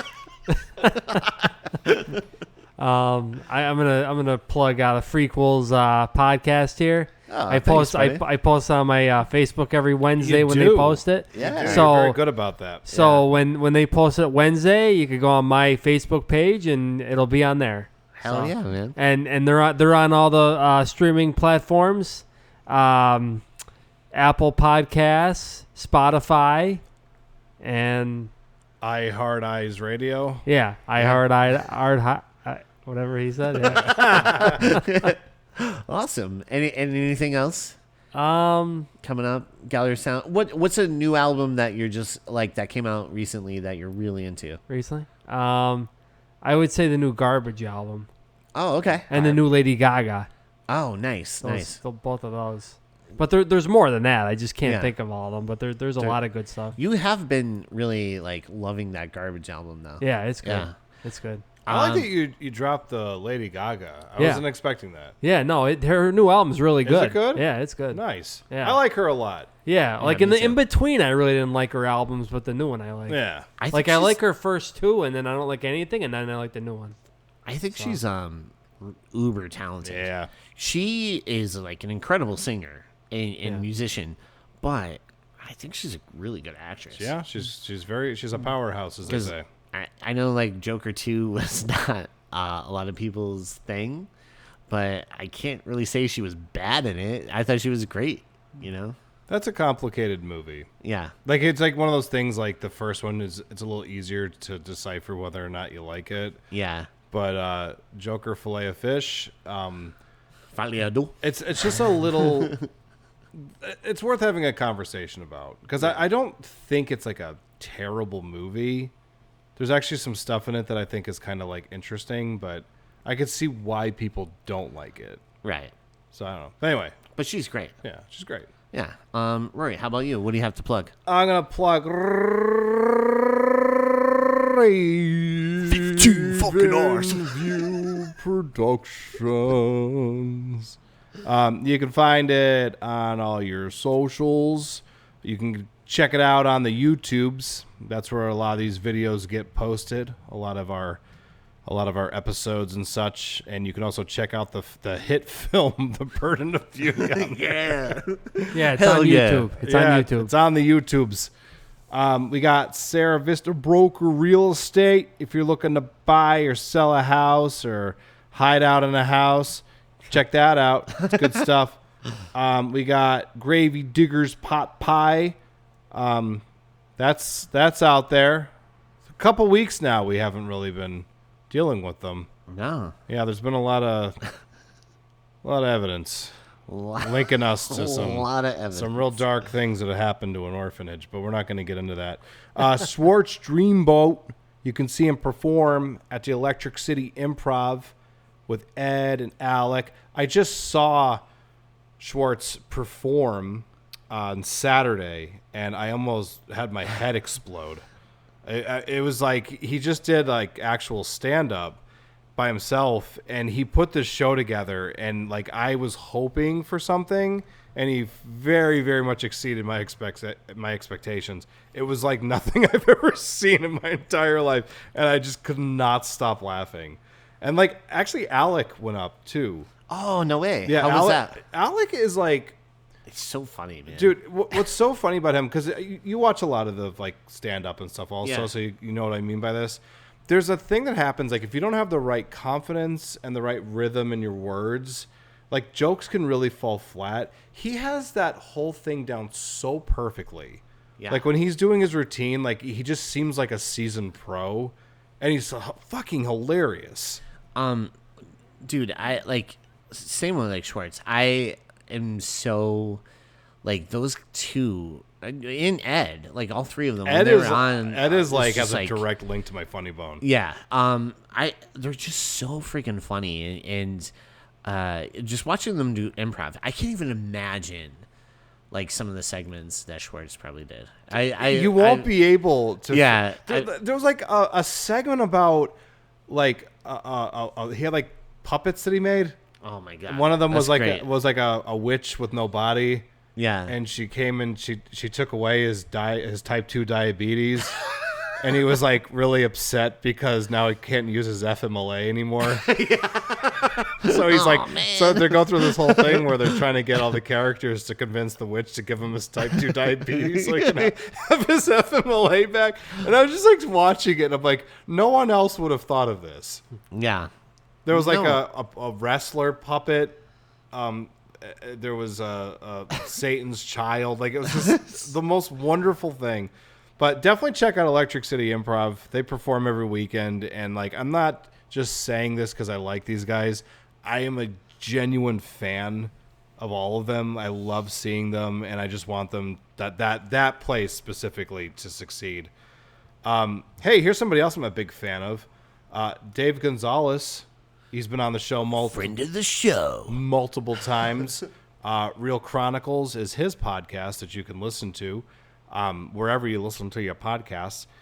His hosts, Dave and his host, Jack and Hunter, they are real lovers of cinema. They know every fucking thing you can imagine about like Oscars and who won what and what year. They're really fun. But it really should look up Dave on Rotten Tomatoes under the Cinematic Reel. Yeah. Because you should read his reviews. Don't just read the blurbs. Read the full reviews because that's going to help him blow up. But he's doing killer work and just really, I'm proud of him. He's the best. He's doing great. He's awesome. Just because we all talk about it all the time. Criterion Collection. Hell yeah. We all spend a lot of money there. Chris is a huge He guy. is. He's into it at this table. A bunch of cash dropped into it. I wonder how much collectively all three of us have dropped. Oh my God! Even like if you throw Dave in there too. Throw my brother in there. Yeah, it's sickening. And how much money I spent on CDs. Yeah. Oh my god. A lot of physical media. Yeah. Oh my We're god. keeping these industries alive. Yeah. Last person I want to plug real quick, Trivia Master Brad. Yeah. The hardest working man in trivia, as Greg says. I just went and did his Harry Potter one. Oh, nice. How'd it go? Well, I mean, I should say this. Becca and a couple of our friends did Harry Potter. I did this thing last night that was so weird. Like, like how sometimes they'll have, like, for the bonus questions, like, just, like, random numbers. Yeah. I kept, like, either guessing on the number or just, like, a number off, and I was just pulling random shit out of the air. That's incredible. It was really bizarre. But, no, he has a really great way of, like, easing you into his trivia and then just cutting you down by that third round. I was going so confident. I'm like, man, we are crushing it. And then by the third round, I'm like, okay, we're losing it a little bit. And by the fourth round, I'm like, all right, fuck. right. But I love the fact that I do leave the trivia, like if we don't come in first or something. And like, Yeah. I like the fact that I learned something new that I didn't know going in there. So look him up. He's doing trivia every freaking day. And he is also a musician. Look his music up too. And very last thing, guys, I would be a big scumbag if I glossed over this, but Kitties of NEPA Pet Rescue. That's the most important plug that I'm putting out there right now, because that's how you help the cats. People that run Kitties of an EPA Pet Rescue, they go into situations where cats are having really bad experiences, and they save them. They get them their shots and surgeries, and they get them homes. That's where I got Miss Ella, and Ella has made my life significantly better. She's adorable. I love looking at her. She's my sleep buddy. And you can have your own sleep buddy, little furry one. You could have a cat like my Omega. Yeah. And my Boots. Kitties of NEPA Pet Rescue. If you need a quick link to what they're doing, go on frequelspodcast.com. There's a quick link, and you can get involved, even if you're like one of those weird people that's allergic to cats or something or whatever. You can still get involved by donating. I don't know what I would do if I was allergic to cats. Yeah. It'd be a dark life. Yeah. But you can like donate money or blankets, whatever you want to do just to help those people out. Never a shortage of ways to do good for cats. And that's a great organization. I know I'm a part of a private donor for Forever Love Rescue. That's out in Gettysburg. So help anyone. But yeah, I mean, cats definitely need the help. Cats specifically. Yep. EJ. Animals specifically, too. Yeah. Raccoons. I love those guys. I love their work. You know what? I actually thought it was it was actually sad. I'm just bringing it up because we're in this conversation. It was an old Tom and Jerry episode. Did you ever see it? Where like all the cats are like, you could cut it, but just like all the cats are going to heaven, and you see like all the ways that they died, and you realize it's all by humans, and they're just really shitty. Oh, I don't ever want to see that. Like you see like the guy, like the cat at like the pearly gates is like, how did you die? And then like they're in like a bag with water, like they pop their heads out. And it's like you don't realize it when you're a kid, and then you go back and rewatch it and you're like, oh my god, I understand that. This is horrific. Let's move on. They're making a point on it. Yeah. Ugh. Oh my god. Yeah, I stuff like that, man. Like I'm a genuinely relaxed person, but that kind of stuff gets me real fired up. Me too. Yeah. But they're making a point on it. You know yeah, what I mean? no, like it's good. It's good. They're making a good point. It's good. Like what I like about art is that you can sometimes like take really horrible things and teach people something in regards to it. Like that's like a thing, like cruelty, stuff like that. Like it needs to go away. Agreed. And if you abuse animals, we will come and we will find you. We will kill you. Well, like Rory said before to me, he said, "I like cats more than I like humans," and that's a true statement for me too. And that's the truth. That's how I feel too. That's how I feel. Yeah, that's how I feel too. The best night for me is staying in with my cat. Yeah, that's good. Yeah. You guys are all. I love you guys. You're my heroes. EJ, if Ella wanted me to kill you.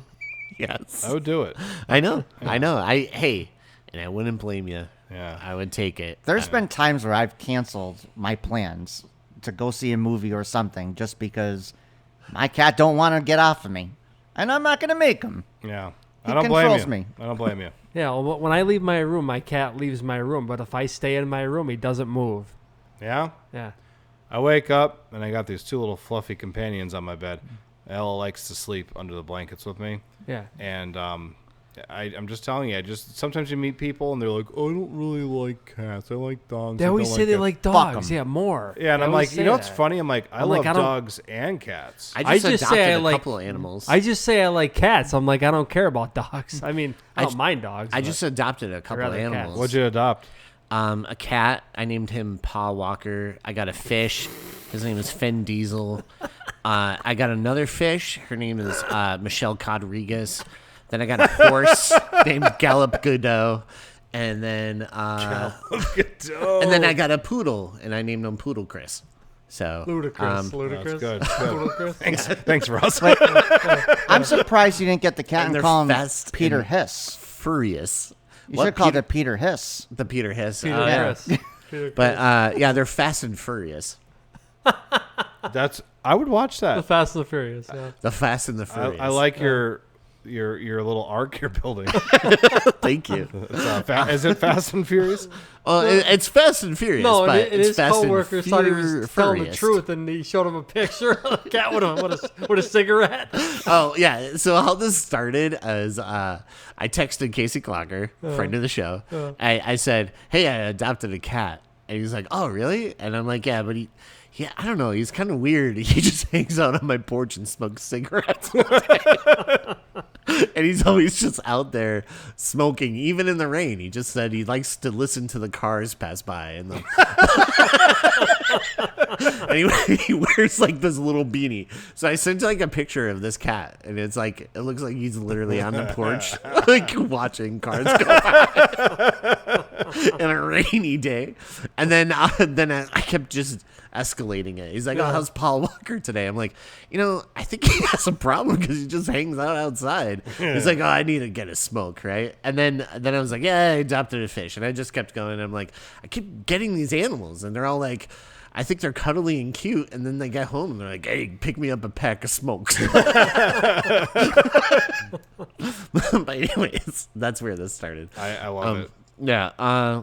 Yeah, when anyways. you said you had a cat, I really thought you did. And then you showed me the picture. I'm like, yeah. So, all right. Anyways, to my plugs, check out Adam Farley. His music is out there on Spotify, iTunes, YouTube, wherever you listen to music. And if you want to see where him and his band, the MDG Crew, are playing, go to themdgcrew.com and you can see upcoming shows. And their song will be out soon. Their new single, it's going to be awesome. I got to hear it. Young Vince got to hear it. It's really good. And I heard a piece of it. Did you? I did. Yeah, it's dope. It's super dope. I'm so excited for people to hear it. Then check out my brother's band and Brad Parks, Trivia Master Brad. Kids on Bikes. They have a couple songs out there on Spotify, so make sure to check them out. Also, check out New Metal Messiah Jon Snow. Metal Messiah Jon Snow. This guy you got to see live. He's one of the best live musicians that you could see. So make sure to check out the EasternTributeCollective.com, where you can find upcoming shows. And I'm telling you, he's in like 19 different bands. That's all part of the Eastern Tribute Collective. And he is a killer artist. You have to see him live. Yeah, I agree. Also, check out Variant Season, friend of the show. Will Perna is in this band, and this band is a lot of fun. I just got their EP not that long ago, and it's awesome. Gotta use the word good. Impressive. Super impressive, but it sounds so good. I The really, recording really enjoyed is it. ridiculous because Yeah. it's like that. It just sounds like it just sounds like a band that had like a shit ton of money dumped into it, And it's not. It's just like those guys are just really that talented. Yeah, yeah. And they They're really talented with software and to record it. Yeah. They're just They're really good with that stuff. Will has a terrific ear for that stuff. Yeah, well, and He's that just too. very, And that very. too. Yeah. I'm really like I love seeing them perform and stuff. Yeah. Like they're just great. Yeah. Well, he came a long way from where he was. I mean, it was good before, but We I all just have. mean like, We all have. yeah. Yep. Also, check out Respawn Tattoo, Gentle J, friend of the show. He does some killer artwork, so make sure to check that out. Gentle J. Gentle J. Also, friend of the show, The Vinci, Mike Vinci, he has a website and company that you could go to. And if you're looking to build a website or your brand and need some help with it and some ideas, make sure to go to Shanty Town Design. Not Shanty Hill. Not Shanty Hill. Fuck Shanty Hill. I hate them. I hate them. They're the worst. Do not go to Shanty Hill. Town is where it's You at. have to go to Shanty Town. But no, hit up Mike Vinci. He will hook you up. He hooked us up when we were looking to make a website and get our stuff out there a little bit more. So, and if you want to check out our website, it's frequelspodcast.com. And we have shirts there. We have hats. Glasses. We have glassware. We have Child-sized cigarettes. animal cigarettes. Yeah, the candy cigarettes. Cigarettes for your cat. cigarettes for your The cat. candy cigarettes that say frequels on them. No, Yeah. not candy. We want people being addicted. Yeah, Yeah. yeah, That's how we get them to keep coming back to the website. yeah. So you got to get out there, guys. You got to get onto the website, buy some stuff. Yeah. And we also have links to all the stuff that we kind of plugged anyways. Touched on, yeah. And then we have pictures and links to our Facebook and our Instagram. Hit us up if you want to email us, if you have like a suggestion, or maybe you want to be a guest on the show or whatever. If there's like a movie that you're like, why aren't you guys covering this goddamn movie? It's a classic. We'll read that email, ignore it, and then keep not doing that movie. Yeah. No, I'm just kidding. but email us and let us know what you guys would like to see and what's up. And with that being said, special thanks to our guests, Chris Conforti and Ross Jones. Thank you guys so much for being here. Yeah, thanks for letting me on. Yes, yeah. Thank you. Yeah, no, thank you guys for coming back. And Chris, thanks for coming back. Ross, thanks for getting out of jail to do this. Yeah, I made it really. I made sure I got out of jail. For Yeah, this. he made parole just for this. Yeah. A lot of shiving. A lot of shiving threatened, but he did it. He did it. And special thanks to you guys at home, everyone who listens to us all around the world. We love you guys. Thank you so much. And we couldn't do this without you. And again, just you guys are the best. So happy Valentine's Day month. And with that being said, thank you for listening to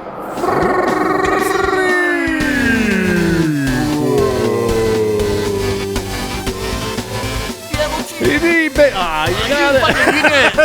Wait, at the same time. Ready? Ready? One, two, three.